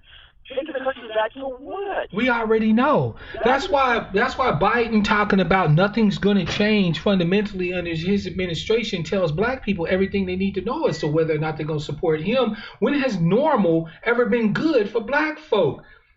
Look, I would rather face the corona and a declining economy and a possible depression than to go back to the same shit we were facing up until 2020. I would rather face 2020 than to go back to anything resembling normal than what we faced before 2020. I told you my aunt was 90 years. She turned 90 years old the other day. We all got on Zoom and wished her a happy birthday. Happy birthday to your aunt, by the way, man. 90, that's what's up. A story of like that. That's just crazy.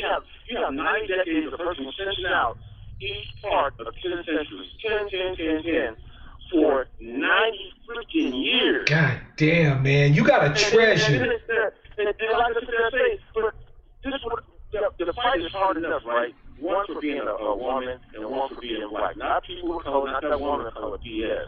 I'm talking about being a black woman. And she said there, and my uncle was there and told us, when they first came to California from Texas, it took my grandmother a year. And when they were in Texas, they never got welfare. But it took a year for them to get welfare. But you let a little immigrant step on the ground, they get it popped off. Boom, there it is. That's our tax dollars, and we so stupid. I don't mean to be stupid, but I'm sitting there saying, we can't do anything about it, baby. We keep letting them do it and getting our tax dollars for our children. Yeah. I got my other cousin that told me, when we was in school, we had automotive class. We know how to do body work. We know how to do electrical work for houses or vehicles. We know how to weld. We had a trade coming out of school of somewhat. Even though we wasn't certified, we had something. Well, why can't we do that now? We're giving these kids some kind of wellness certificate for 4 years from the 9th to the 12th grade. That's 4 years of training right there. Yep. You can't just jump into a class right now and say, hey, I want to become a welder. Well, what training do you have done? Well, you can't come here. You got to go to this big-ass school and you got to get all this debt first. But taxpayers' dollars are already paying for schooling. But you want to sit there and want me to learn about history or some BS, what do you call that, home ec class. Yeah. Let me get in here and let me learn something. I got kids who want to date my daughter who don't even know how to change the goddamn time, Mark. Don't feel bad. There's a lot of daughters out here that can't even fucking cook a meal. And I'm talking about just a basic meal, a one-pot meal. That's what I'm saying. Because of what are we doing to ourselves? If we don't come together as a community after this is all over with. So I got my cousin here. I told you, my cousin is here from Vegas, right? With his new wife. He ain't never been married before. The dude is over 60, dude. Like, but anyways, that's what we're talking about today, about being a collective, going back to the old days, preserving, doing our vegetables and the whole nine. Yep. Because what we're going through right now, we could have easily made it through, and a lot of them would have died off because they didn't have the same skill set that we would have had it if we would have kept the tradition going on in terms of doing that kind of stuff. Yeah, I shoot my meat, I do my little thing, but that's just me. Could I feed 100 people? No. Could I feed my family? Yeah. But there's not enough of us doing that out here in order to understand how to preserve ourselves and let before all this pandemic stuff goes away. So that's my whole thing. Yep. And appreciate the chat, appreciate you. I'm gonna let y'all go. I'm gonna set my stuff for tonight. I'm gonna go back in here and enjoy the family. And I'm gonna keep watching and reading, maybe texting a little bit. But I'm gonna keep talking and watching. Hey, fam, you and your cousin be safe. Have a great time. Give them our love. You know what I'm saying? And I thank you as always for your contribution to the broadcast, fam. Peace. I'm out. Peace. Black man brings it from a different perspective because he's a conservative brother, but black man telling it straight up true. We gotta stop with this whole DNR shit, especially amongst our people. I'll be damned if I throw my brother away simply because he's a gun nut. That's stupid. Caller from 301, it's your man Mark Black. What's your name? Where you calling from? And what's on your mind? Hello, caller. And make sure you turn your background down so we can have some good call quality. Caller, what's your name? Where you calling from? What's on your mind? Well, hello, my brother. Brother Elder Richard, how you doing, fam? It's good to hear from you as always. Talk to us. Yes, my brother. Yes, I got to commend you, brother, very highly. Like you're on point tonight. You're on point this evening, you know. Thank you, sir. And you're definitely on point. I'm just gonna touch. I like to touch on a few matters, a few things, and hopefully we can get some unified direction on which way to go. Okay. You asked the question, I think the question is, do we need a party?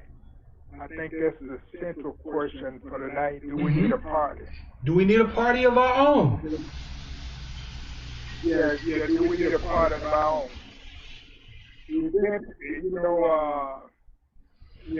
I've been thinking about, I've given thought to that, and I'm for us having a party. But what I think is very important now, at this point, is for us to establish a groundswell or a unified front, go on a campaign to really see where our numbers are, to come up with a strategy on how to use our political capital. I agree. We don't have any economic capital. We don't have any, economic capital. What we have right now that's most potent and what's most powerful is our political capital. Yes, sir. You know, I've been on YouTube and social media lately, and you have some strong advocates out there, but not supporting, not voting for any party, or advocating for the Republican or the Democrats. You got people like you got Michi X, you got Yvette and Antonio, you got Shirley Hussar. We got enough strong advocates, enough platforms, but we got enough people out there on the social media to give us some idea of really where we can go. Even you got some, it's a dispute going on. You got people like Tariq, and you got people like Vicky Dillon, and all of them are advocating for us to not just squander to give away our votes, just to vote for the Democrats and so forth. We got enough voices out there. Yep. We just gotta keep pushing it. We gotta keep pushing it stronger than ever, We do.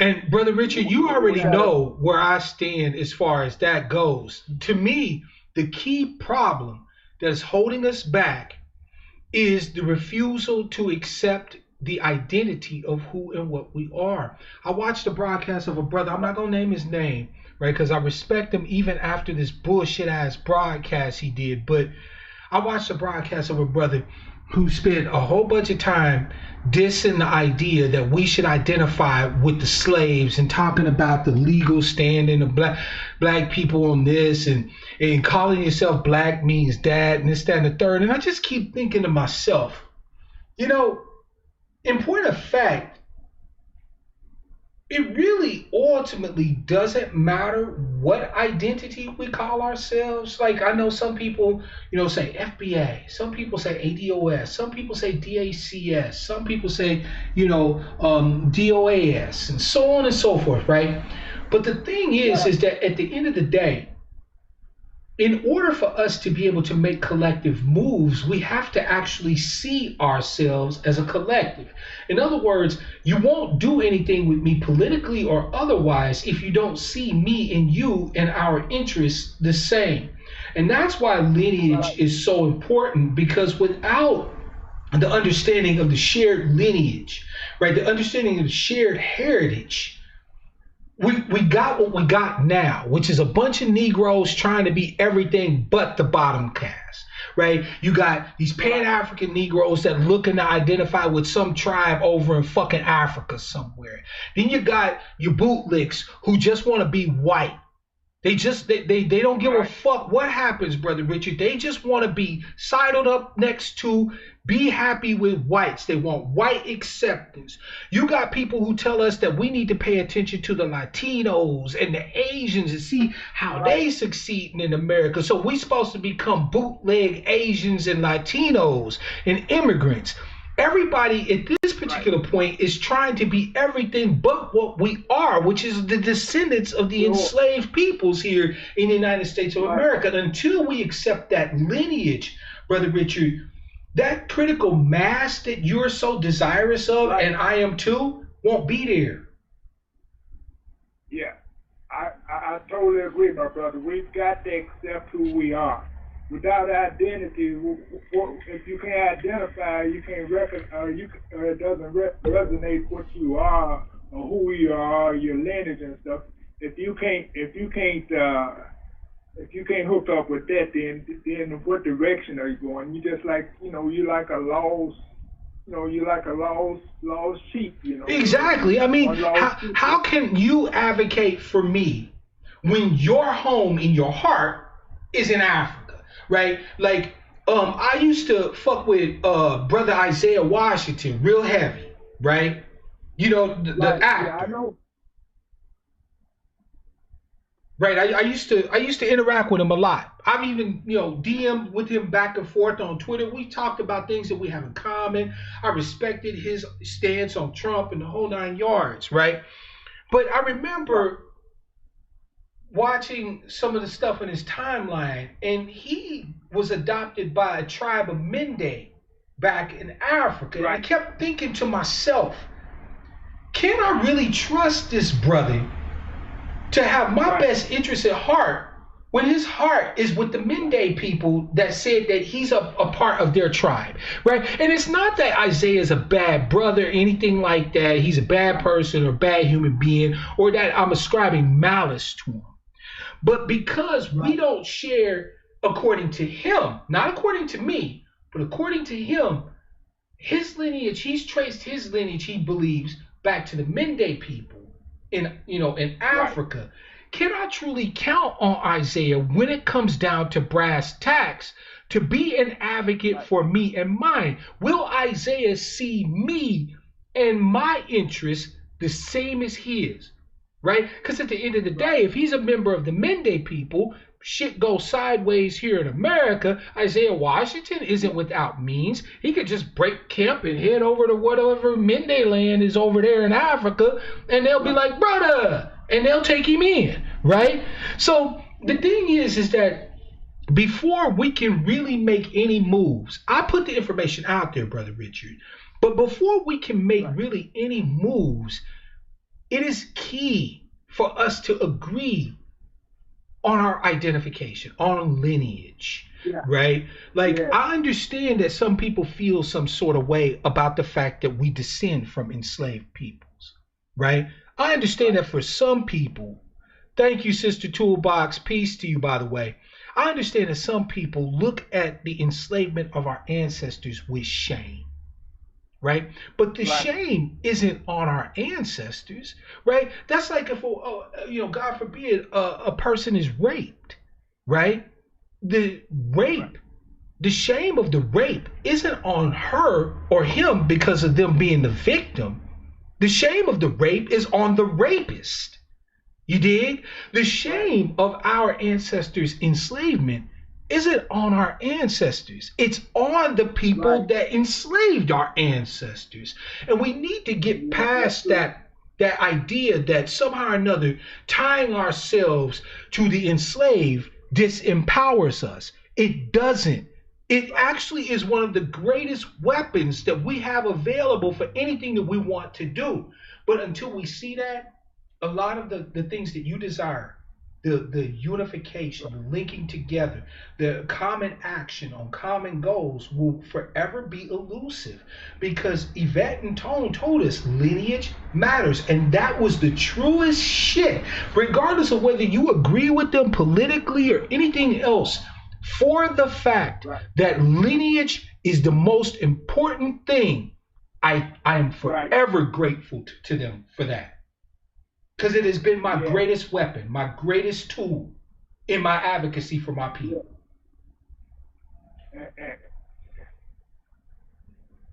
And another point I wanted to touch. On. They've been emphasizing that Biden and Kamala Harris, are bringing back the soul, are bringing back empathy, and so forth. They got all this empathy for people and so forth. But who do they have empathy for? Did you when you understand the English language and you understand that there's additives and adverbs and all of this, when Biden states emphatically that the Latinos are incredibly, he didn't say that they were diverse. He said that incredibly they were incredibly diverse.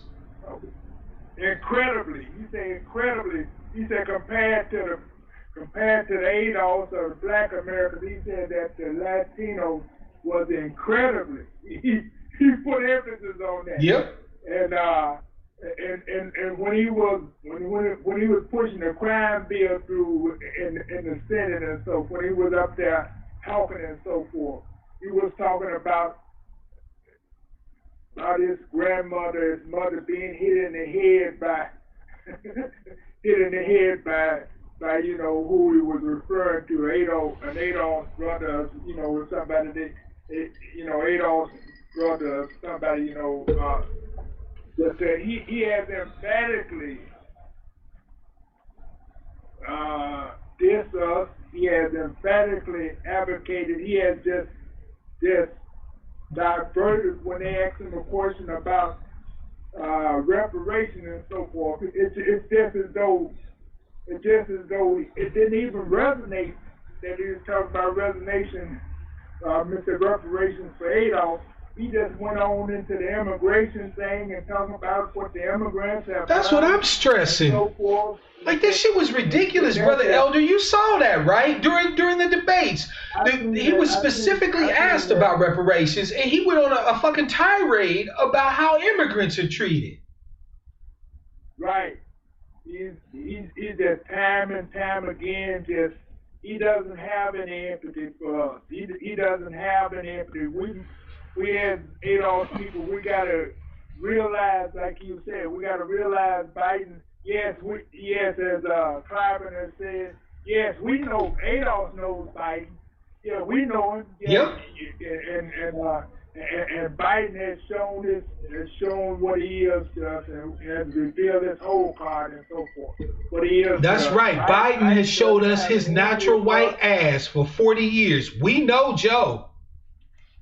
Yeah, we know him. Well, like Cliven said, I want to say to you, Cliven, and I wish you were listening. Now, we know Joe. Mm-hmm. We know Joe. We know Kamala. When Kamala was asked about doing something, she said she didn't show any empathy for blacks. She didn't show any empathy for Adolf. She said, I'm not going to do anything. You think I'm going to do anything specifically? I mean, and she said that shit with her chest, Brother Elder. She said that shit with her chest. The little sister that was sitting there interviewing her was real cool, calm, and collected. Kamala was the one who got in her feelings. Like, so no, I'm not going to sit here and say I'm specifically doing anything for black people. No, because anything that we do for America will benefit black people. Bitch, fuck you. Yeah. They've shown their whole card time and time again, and we know what she's saying. She's for, like you said, she's for those visas, like Yvette revealed on her last program. Even the people that's in her ear and so forth, are people from her Indian background, the people that's close to her. You got. Wait a minute, Brother Richard. Did you notice that her chief of staff is an Indian woman? Did you notice that her communications director is an Indian woman? So all these sisters out here talking about, oh, go Sora, ski wee, and ain't none of them getting put on. Right, Andy Levine, all of them, and Roland Martin is a disgrace. I just wish he made a statement recently on immigrants. You know, he's more for immigrants than the DNC. But one thing I would like to say to Roland Martin, you threw. You made a cardinal. You committed what they call a cardinal sin when you and Donna Brazil did that thing. That's the reason none of the major networks would touch you. Yep. You can't be a journalist.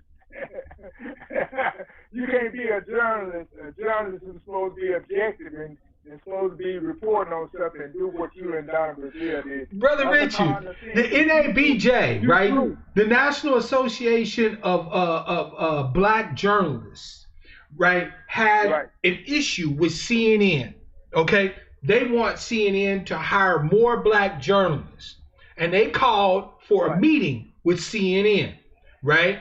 CNN said, okay, we will sit down with you. We understand your concerns, and we will have a sit down with you.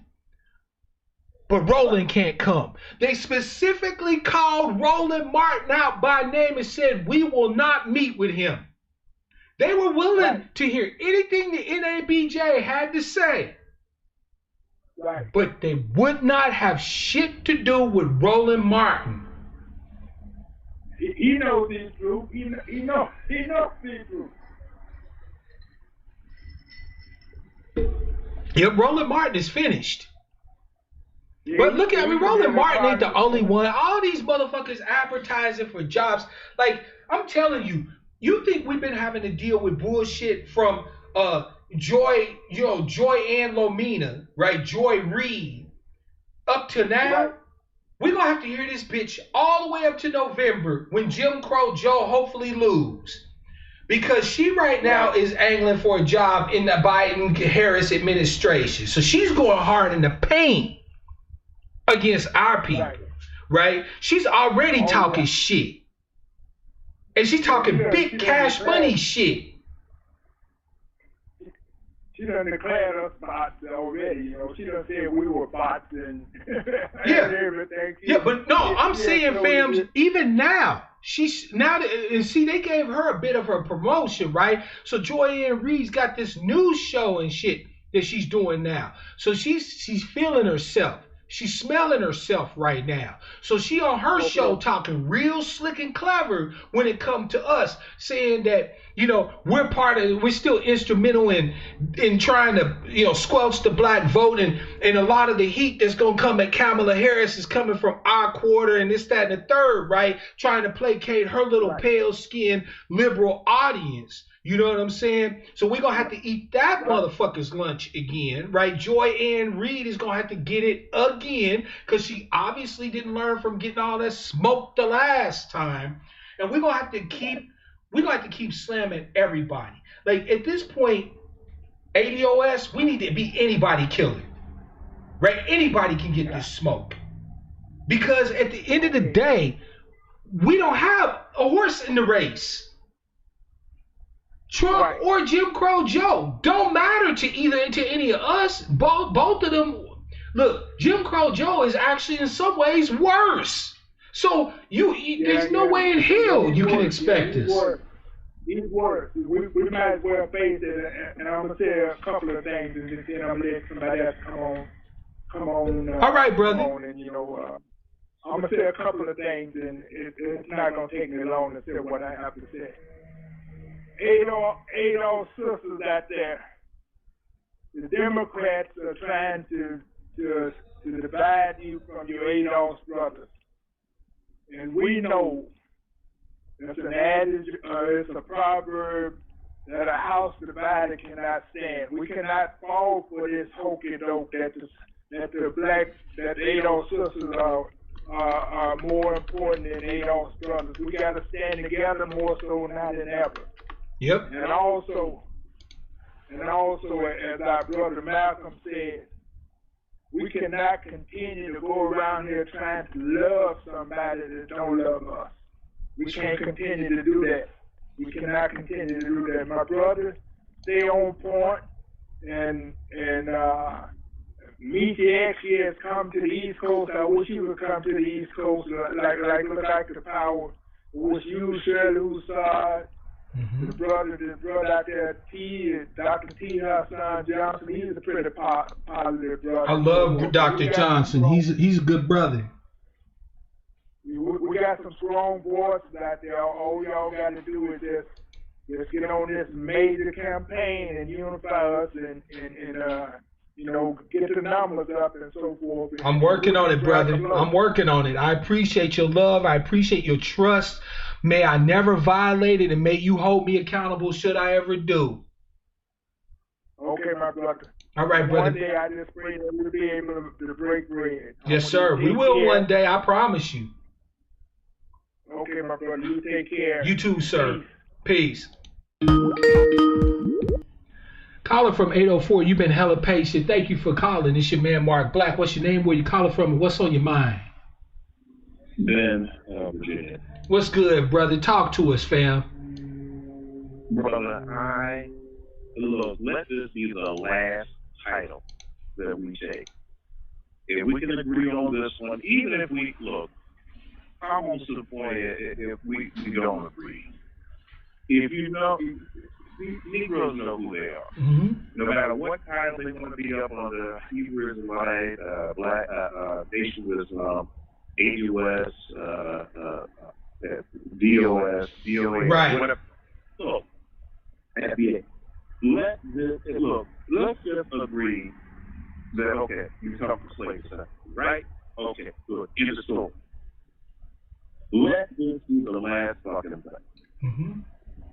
Because all it takes for me to turn into a rocket ship and blast off to the moon would be for a nigga to come around and say, oh, we used to send this to the Reaper. And then I will literally turn into a rocket ship and blast off tomorrow. Yep. Because I am sick and tired of Negroes getting caught up in nomenclature, getting caught up in verbiage. Yep. In everything except for what they need to be caught up in, and that is, hey, what are they going to do for us? Well,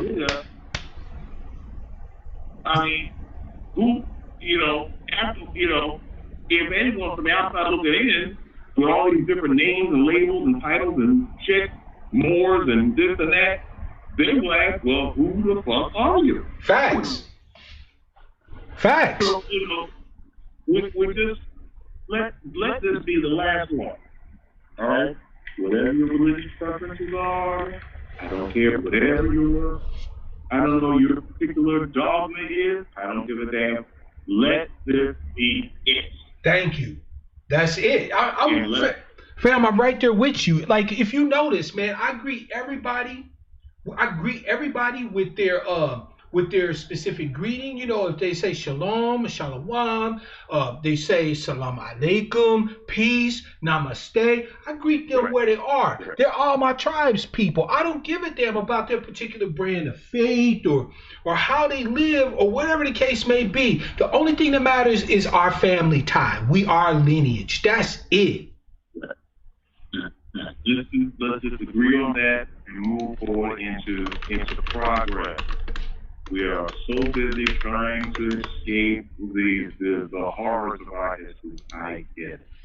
We need something to believe in. Yes, I get it. Mm-hmm. And of course, if white folks are upset about the religious foundations of the Nation of Islam, perhaps maybe they should have treated us like devils for 50 fucking years. Yep. I mean, what do you expect for an ethnic group to do? But to form a counter religion to your racist religion. I mean, damn, the Bible is itself. You know what? I'll be honest with you. I actually believe that, now I think that lineage is better, right? But if hear me out real quick, fam, because I know you're gonna follow me on this one. I believe lineage is better. That being said, if we had our own religion, I'd get behind that. And I'm an atheist.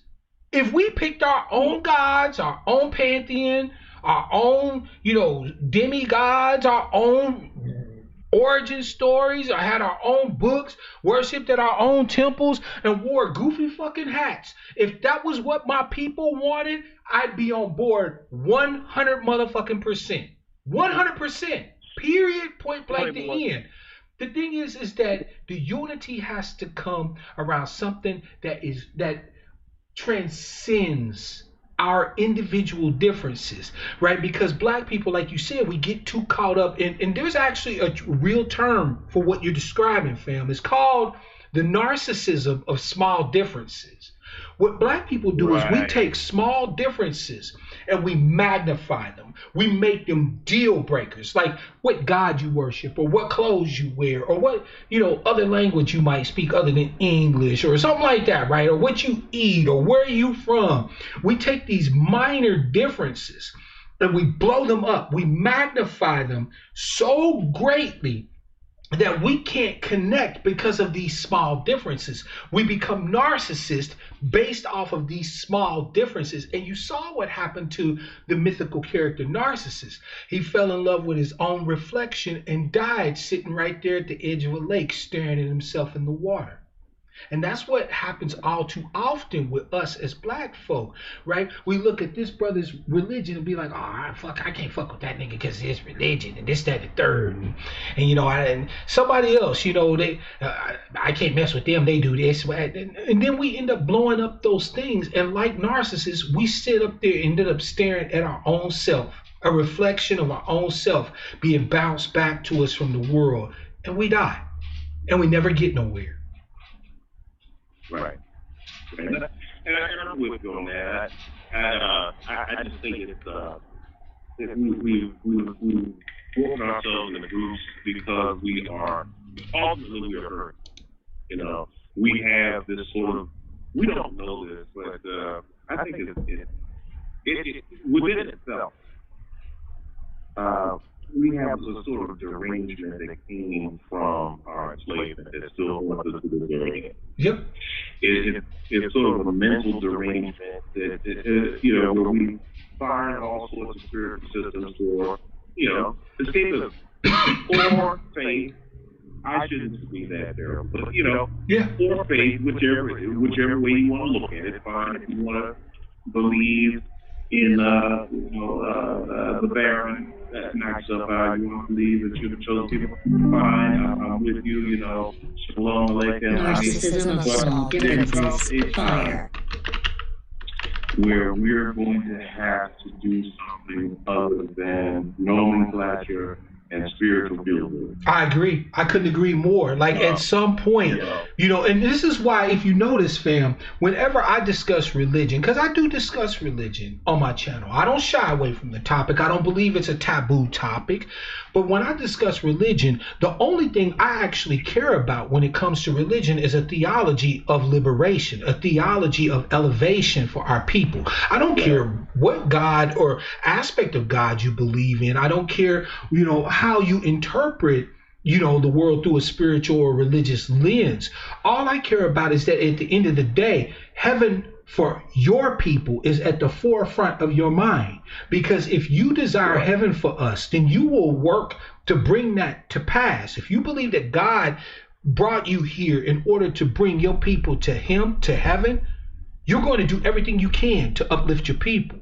But if you don't believe that, then nothing else you believe matters to me. Right. I mean, a lot of different stuff. It's all, unfortunately, the spiritual tends to give something to hide behind a bit. Agreed. I really wouldn't mind for you something. Well, this isn't our time. We're still under the curse. Granted, admittedly, I've been in Hebrew in my life. But what I'm trying, there comes a time where we have to say, you know what, you have to get from under this so-called curse somehow. Agreed. Guess what? Nothing is going to fall out of the fucking sky. Nothing is going to suddenly move unless you yourself move. That's right. I mean, the Most High might have cursed us, but he didn't say forever. And at some point, we have to look at the Most High and say, okay, we've served our time. You know, Father, it's time for us to rise up and do what we got to do to make it crack. And see, here's the crazy part. I interpret that as we should just go ahead and do it anyway. The reason why is because if it's not the will of the Most High, it won't be successful no matter what we do. But if we do it and we pull it off, then it was obviously the will of the Most High. So either way, you should just go and try to do it. And see, that's the thing. Those important parts of the scripture go entirely overlooked. There are a bunch of people trying, all the time to get it through.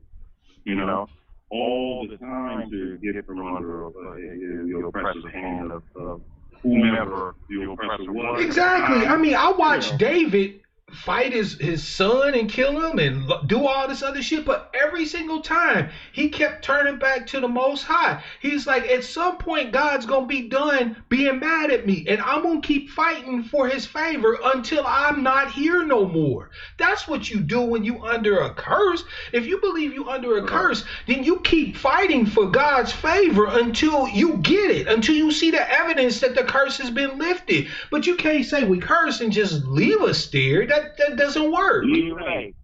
Right. And, then, I don't know what happened to all these hardcore brews that I'm speaking as one that used to be one of enough. But what I'm saying is that I don't know whether the Maccabean story just slipped through the cracks, I hear you.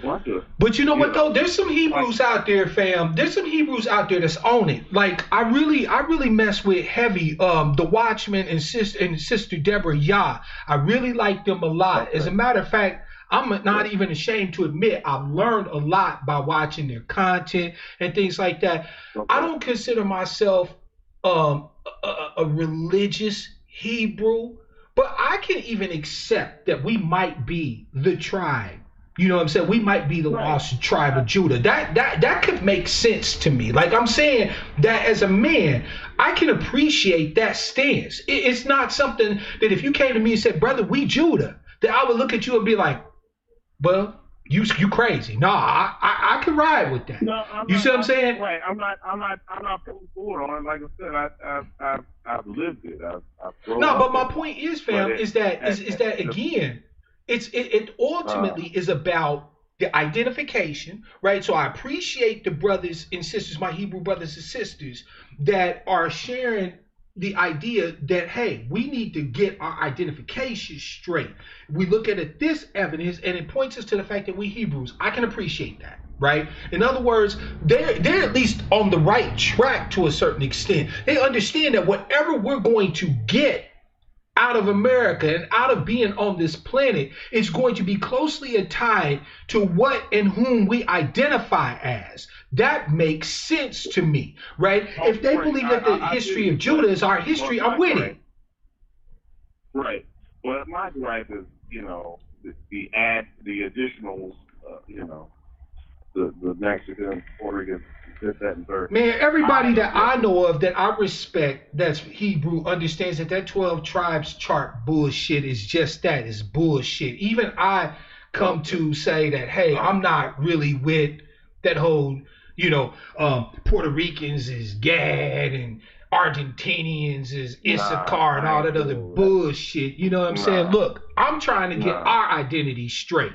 You feel me? Right. Fuck the rest. And that's right. As long as and look, I can get with the Nation of Islam. I can get with 5%. Like as far as they have, if what they're doing, as Dr. Clark says, leads you to your liberation. If not, throw it in the ash can of history.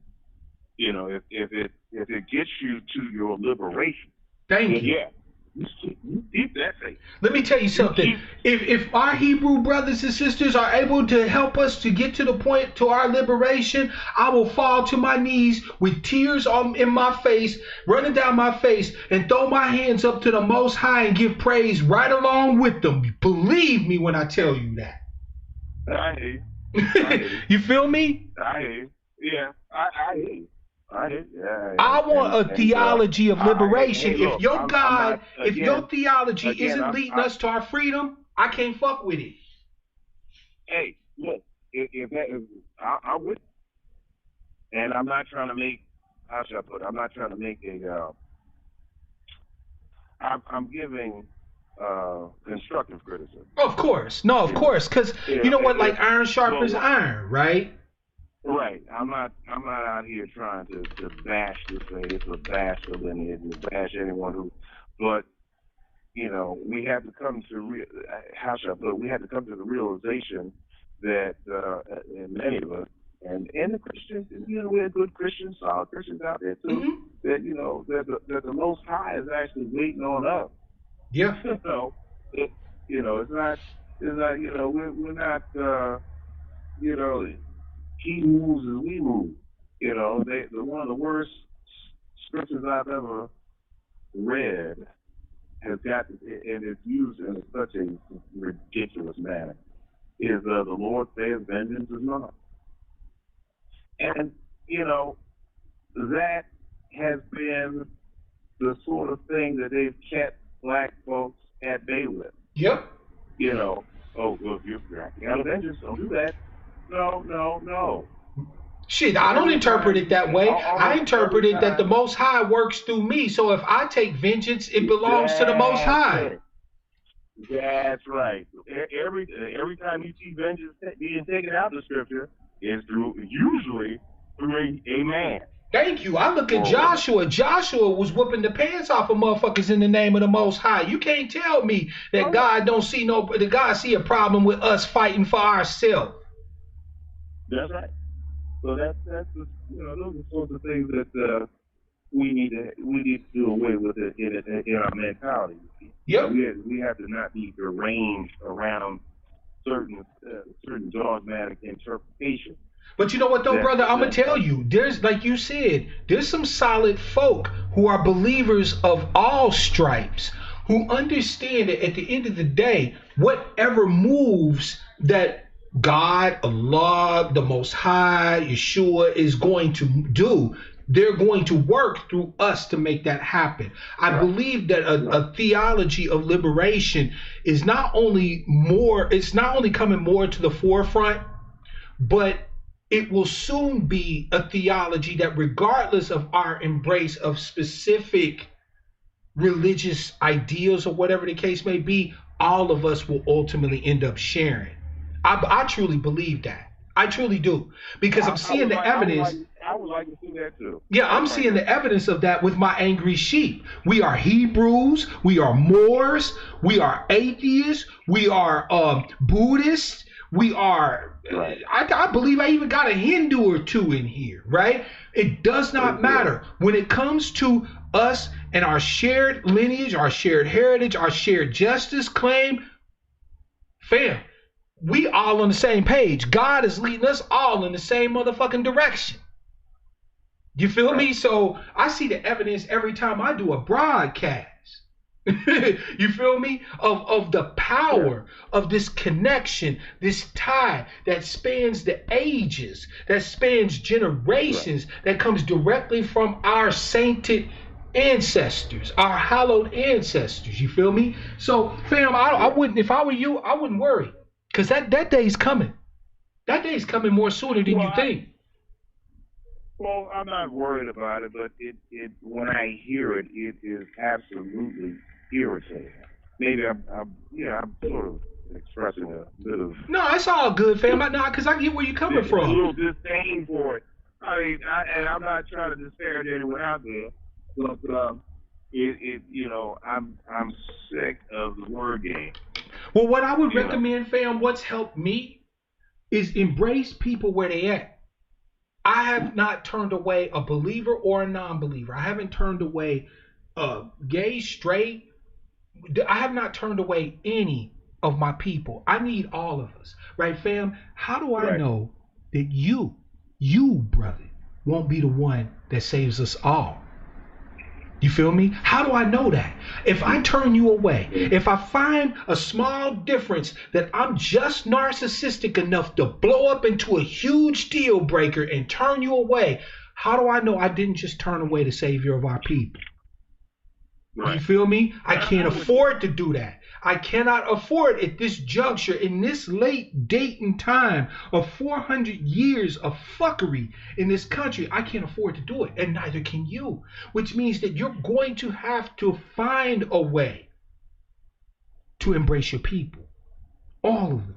Whether you agree with them or not on everything, it doesn't fucking matter. There's a lot of shit that my people do that I just be like, man, what the fuck? Like, I'm an atheist. To me, belief in any type of deity is strange.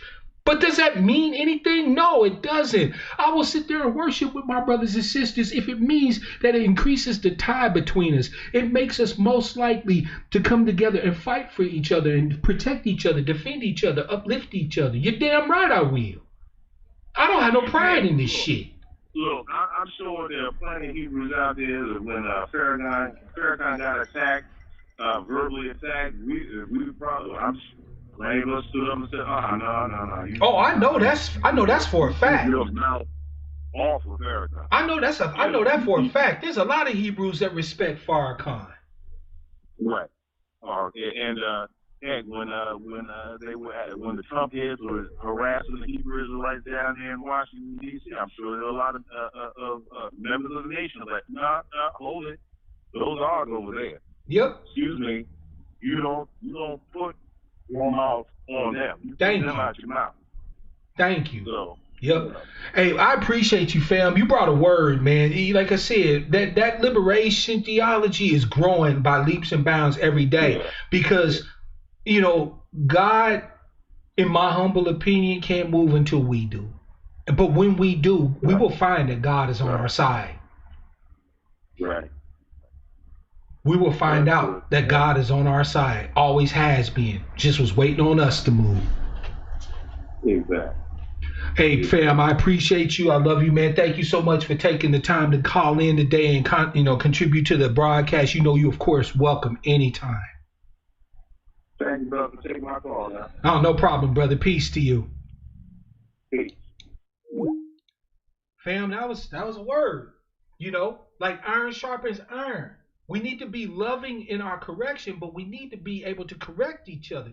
We need to take our tools, our faiths, our mentalities, our everything, because white supremacy has constantly taken our best of everything and used it against us. We need to take what is the best of each individual thing that we have and put it in service to and to the benefit of our people. It's all about remediation, restoration, and repair. Period, point blank, the end. Bring whatever tools you got to the table. If it's your faith, we need it. If it's your money, we need it. If it's your black ass, we need it. Period. Thank you, Big Unk. That ancestral trauma that our ancestors face is the glue that binds us. Let that shit work on your soul. Let it to where there's not a day that pass. You don't hear the voice of your ancestors. Calling from 346, it's your man Mark Black. What's your name, where you calling from, and what's on your mind?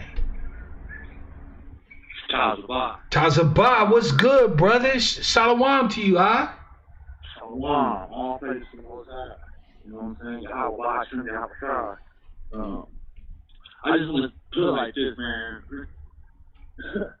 We need to be no liberation in this place to everybody, except the fact that that's your Hebrew, and that's your Israelite, and that's our lineage, and that's our to the fact that black people wake up to that fact, we don't step like this and live all these different corners of the United States doing our own little things. You said the individuality, like, yeah, the individuality, that's killed our human. That's killed our.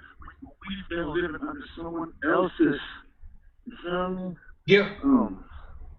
We've been living under somebody else's rules. Time for us to look at our own house. And until that point, until everybody accepts the Most High God, I'm sorry. I'm sorry, y'all don't believe. You know, I'm sorry if you don't. That's not my fault. I have nothing to do with that. You go read the scriptures for yourself. But you know what though, Tazabah, what I've learned, fam, is lead the horses to the water, fam. Like the cool part about your faith. That's my goal. Yep. The cool part about your faith is one thing I've noticed about Hebrews is that Hebrews will let the information speak for itself. Well, as a matter of fact, I'll be the first one to tell you, and I'm not ashamed to admit this, that 2 years ago. I'm a Hebrew. I'm a Hebrew. My only job is to be a messenger. It's not for me to convert your mind. No, I feel you, fam. If you don't feel it in your spirit, if you don't see what's going on out here in the streets, I see what's going on. How you don't know you're an Israelite? How you don't know you're a real Jew? How? But you know what though, I'm gonna tell you something. One thing, like I stated, one thing that I've learned is you lead the people to the water in love, right? In peace, in love. What ends up happening is that they see the evidence, right? And the evidence works on them, right? One of the things that I love about us as the black sheep, and you know this, Tazabah, is we deal with the facts. I've had to learn that my Hebrew brothers and sisters ain't too far off the mark on a lot of shit. Because if you had asked me 3 years ago, 2-3 years ago about the Hebrews, I'd have been like, oh, them niggas, right? I'm being real with you, Tazabah. I'm ashamed, but we deal with each other. I would have been that. We've been having this little conversation for a while. You know what I mean? But the thing is that I have looked at the evidence myself, and I have at least made it to the point, Tazabah, where I can say I don't think my Hebrew brothers and sisters are necessarily wrong when they say X, Y, and Z, right? I can embrace quite a bit of what before didn't even make sense to me, and all my Hebrew brothers and sisters have done is just said, Brother Black, look at the evidence for yourself. You feel me? Exactly. So Tazabah, let your life be the witness. You know what I'm saying? Let your life be the witness that you know of the truth of where you at. My life is the witness. You know what I'm saying, bro? I come from the streets, bro. I'm not supposed to be here right now, man. Facts. I'm from the north side eyes of the Poland. I'm a 456. I'm a Bud. I'm a Pyro. That's all I live out there. Yep. Feel me? I wanted to do something better for my family and my life, man. I got 4 kids, 3 girls, and a little boy. You know what I mean? I'm not trying to be out here playing around with the homies in the streets and going to jail and stolen guns and the police and dope and all that. I don't have time for that. Facts. You know my background too, fam. We come from a similar background. You know what I'm saying? You know I was Crenshaw Mafia all day, every day. Yeah, Mark. So whenever somebody see me, they see the work that God put done in my life already. Yep. You know what I mean? Yep. See, that's why I say, fam, you ain't got nothing to worry about. Look, I'll put it like this. I figured out that information is on a different time frame than we are, right? Because we human. We know that we are mortal, right? And that one day we won't be here to influence a damn thing. So we have this push, this eagerness, you dig, right? To make sure that any truths, any information, any legacy stuff that we can pass on, we do pass on. But information. I could look at my thing is Mark. I could attack that brother that was on the call earlier. Like other Israelites may have done. They may do. Because of him speaking the way that he's speaking, it sounds so ignorant to beyond that conversation that he's having. You understand what I mean, Mark? If you ain't been out here beating these YouTube streets like, well, I have. I don't know how you've been getting them. You know what I mean? I've been in these corners. I know what's popping out here. You know what I'm saying? I know what the conversation is. I know what's going on. You know what I mean? I'm in tune with the world and everything. I'm familiar with the debate about the 12 tribes chart. Like I said, there are people that are Hebrew that I consider to be authoritative sources on the doctrine and other stuff like that. I've even mentioned a few of them by name, right? The doctrine is all there's a lot of different Hebrews out here who got the whole game confused. And I'm not saying I got the truth and I just know it all. That's not my thing. The thing is, I'll read the scriptures and I let the word of God be true. Every man be a liar. So you can tell me anything, how you feel, what you think, and all that. It don't matter. I hear you, The fam. Most High said it in scriptures right here, huh? You understand that? Like, it's what he say. It's his word. It's not, I'm not saying it. It's not what I think. It's not what I feel. It's what the word of God is saying to you. But you know what? Now hold on, Tazabah, because don't forget, while you my brother, I'm an atheist. I believe that those words in that book are not the words of God, that they were written by men. Now, they were written by wise men to a certain extent, but with men with all the flaws, foibles, and I don't want to, Tazabah, I don't want to go there because, in my opinion, no, I'm not going to go there with you for two reasons. One, because I respect you and you're my brother. You're my eye. Whether we agree on everything or we don't, it doesn't matter, right? Number two, because fam, I didn't heard. Trust me, I've had to deal with people of every particular religious persuasion. Tazabah, I'm not trying to convince you of nothing, fam. No, I'm not going to answer that question. This is not a theological debate, Tazabah. This is not a theological debate, Tazabah. I will not do that with you. I will simply say this. I have never found in any situation where attacking a brother or sister based off of an understanding of faith, where we've been able to build anything that increases the ties that bind. I will never do that with my people, ever. I'm not doing that, huh? You feel me? I'm simply just I'm asking a question. Fam, Okay. ask your question. I will answer as best I'm able. You can either accept that answer or not, but it will not become a debate. So with that having been said, ask your question, brother. I don't want to ask the question because, like I said, I don't want to offend. No, you're not. You won't offend me. You are my brother, fam. We can talk about anything. You already know that. Matter of fact, you got my number, fool. You just get on the phone and we can talk about this shit for like 3 hours. I'm with the ADL movement. I'm a Hebrew. That's all I gotta say. Exactly. That's it. 100%. My brothers look at me like I'm stupid. Like you know, hand in hand with some people that's homosexual or you know. I'm like, nah. This is about our people. It isn't about no homosexuals. It's not about. It's about one thing, right? Yep. And that's our people. That's our people. Having our own house. Right? That's it. That's it. Having our own nation. Period. Right? Period. I feel you, fam. I'm right there with you, Tazabah, which is why we roll together. We about the same thing. And your brothers will come around. That's what, see, this is the thing. I figure that if God has an issue with some way how people are living and this, that, and the third, there will be things visited upon them people based off of that, right? So I don't have to fight God's battles for this. You see what I'm saying? I don't have to be God's winged avenger. If you are the God, right? Because it says in the scriptures, you are God, but you got in. I'm saying, I gotta remember this stuff. Yeah. My thing is we gotta agree on what we like Sister Alma said, we gotta agree on what we agree on and be willing to let the differences be the differences, because that's the thing that's gonna make the ties that bind strong, right? At the end of the day, I put it like this. Remember what I told you, Taz, it was about a year ago. And I said to you, fam, we were talking on Discord.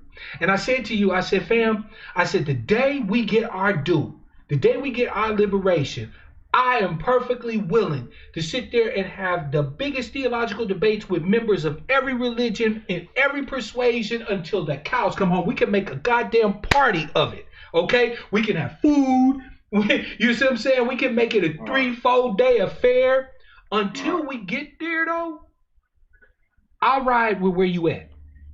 How you understand God and how you understand the interpretation of the scriptures and shit, I'm cool with it. Period. As long as you're not cutting our people off or this, that, and the third, I can ride with you. It's as simple as that. There is no need to try to convince your brother black of anything, because I'm good.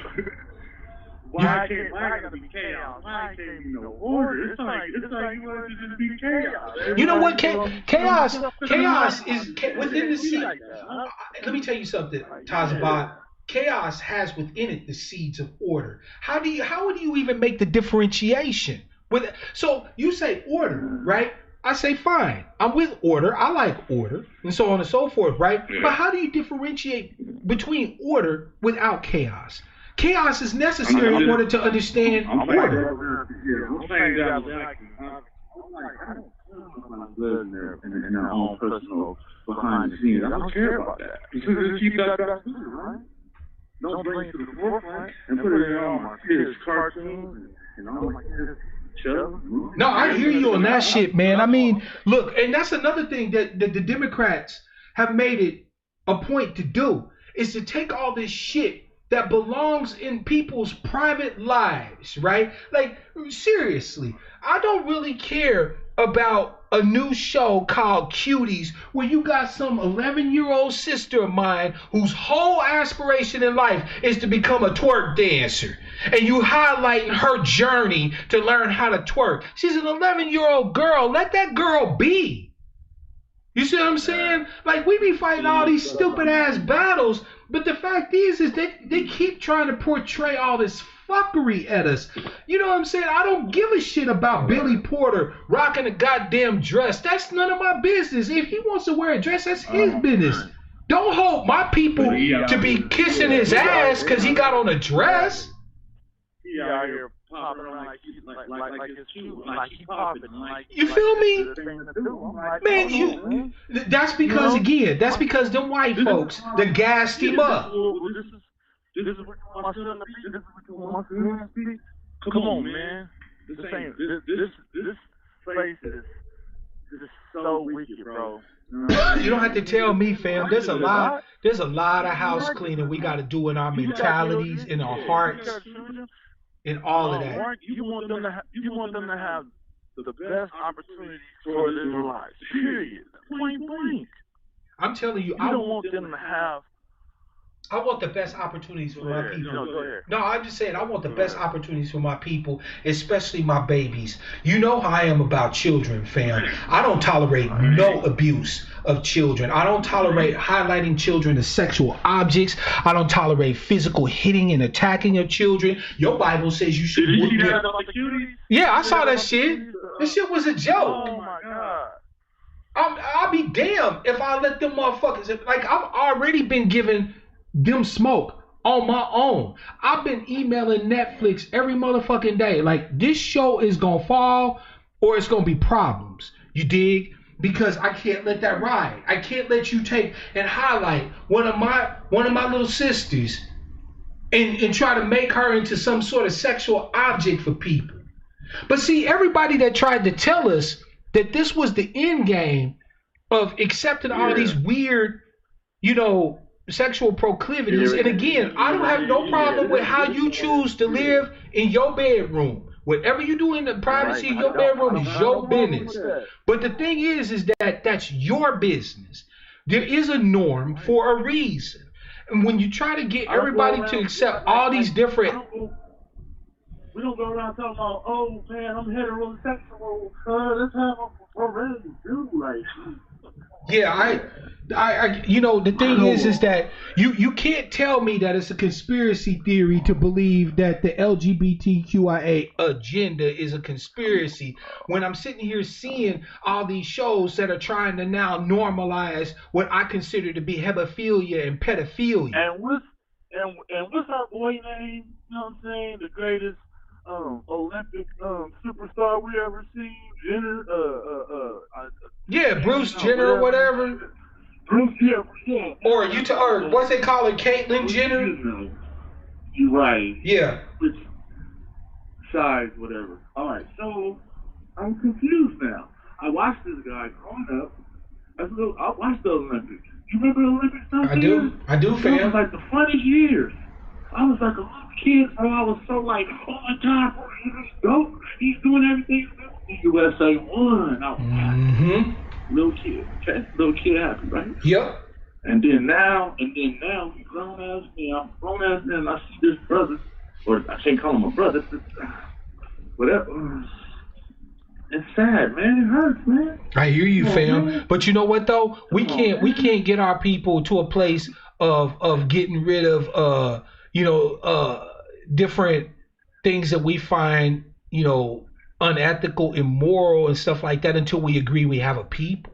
But they promote it. Let the white folks can promote whatever the fuck they like. Like I said, my whole point is, Tazabaz, we make shitty white people, and I'm gonna keep stressing that. We fuck what white people promote, what they think is good. As a matter of fact, 9 times out of 10, if they think something good, it's probably not good for us. They ain't never made it to where anything that they promote is good for us. It goes back to the Democrats, like you said. It all goes back to them, guys. It does. And we gonna vote for Kamala. We gonna vote for Joe Biden. I'm shit. Not me. I'll burn my ballot before I vote for them. But Tazabah fam. I was talking to a coworker.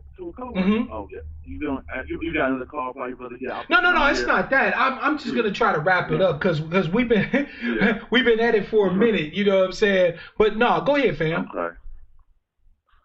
No, I just was going to say I had a coworker and he's talking about we gotta get Trump out. I'm like, dude, you sound like the news, bro. Yeah, you sound like the white folks. Shit. Gotta get Trump out. Every time them fools on social media tell me we gotta get Trump out, my first response is a question. Scared, why? Bro. I get scared. I get scared, bro. It's like they're in the cult. It's like they're all like possessed or something. Scared, bro. It's scary.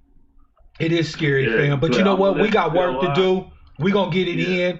We're going to keep giving them this fire, shade, and smoke as is our want. And I know you're going to be there for the ride every step of the way, bro. And I appreciate you. I love you. Man, you're my brother always. You know that. Yeah. Long as the Most High will it, I'm in. I appreciate you, fam. All right, Shalom, bro. Shalom. Fam, you know what? Tazabah is one of my truths, fam. That me and that brother, we got a relationship that's second to none. It's all honesty, right? All honesty. And believe it or not, that fire you heard on his call, that's that brother all the time. That's a brother that lived juiced up. You see what I'm saying? He amped up for his people. I love that shit. I love that. I will never squelch that energy in that brother, ever. You feel me? Thank you, brother Tazabah, man. I appreciate you. Fam, I'm going to go ahead and start to wrap it up because it's getting late for y'all over there on the East Coast. Plus, a brother hungry and I'm old. Fam, I appreciate y'all. Thank you so much for your time. I hope that something I said tonight edifies you, uplifts you, works to benefit our people. Everything I eat, sleep, shit, dream, do is to the benefit of our tribe. Everything. So fam, as always, with that said, I want to wish you all, as usual, love, peace, prosperity, and power, real power to our people.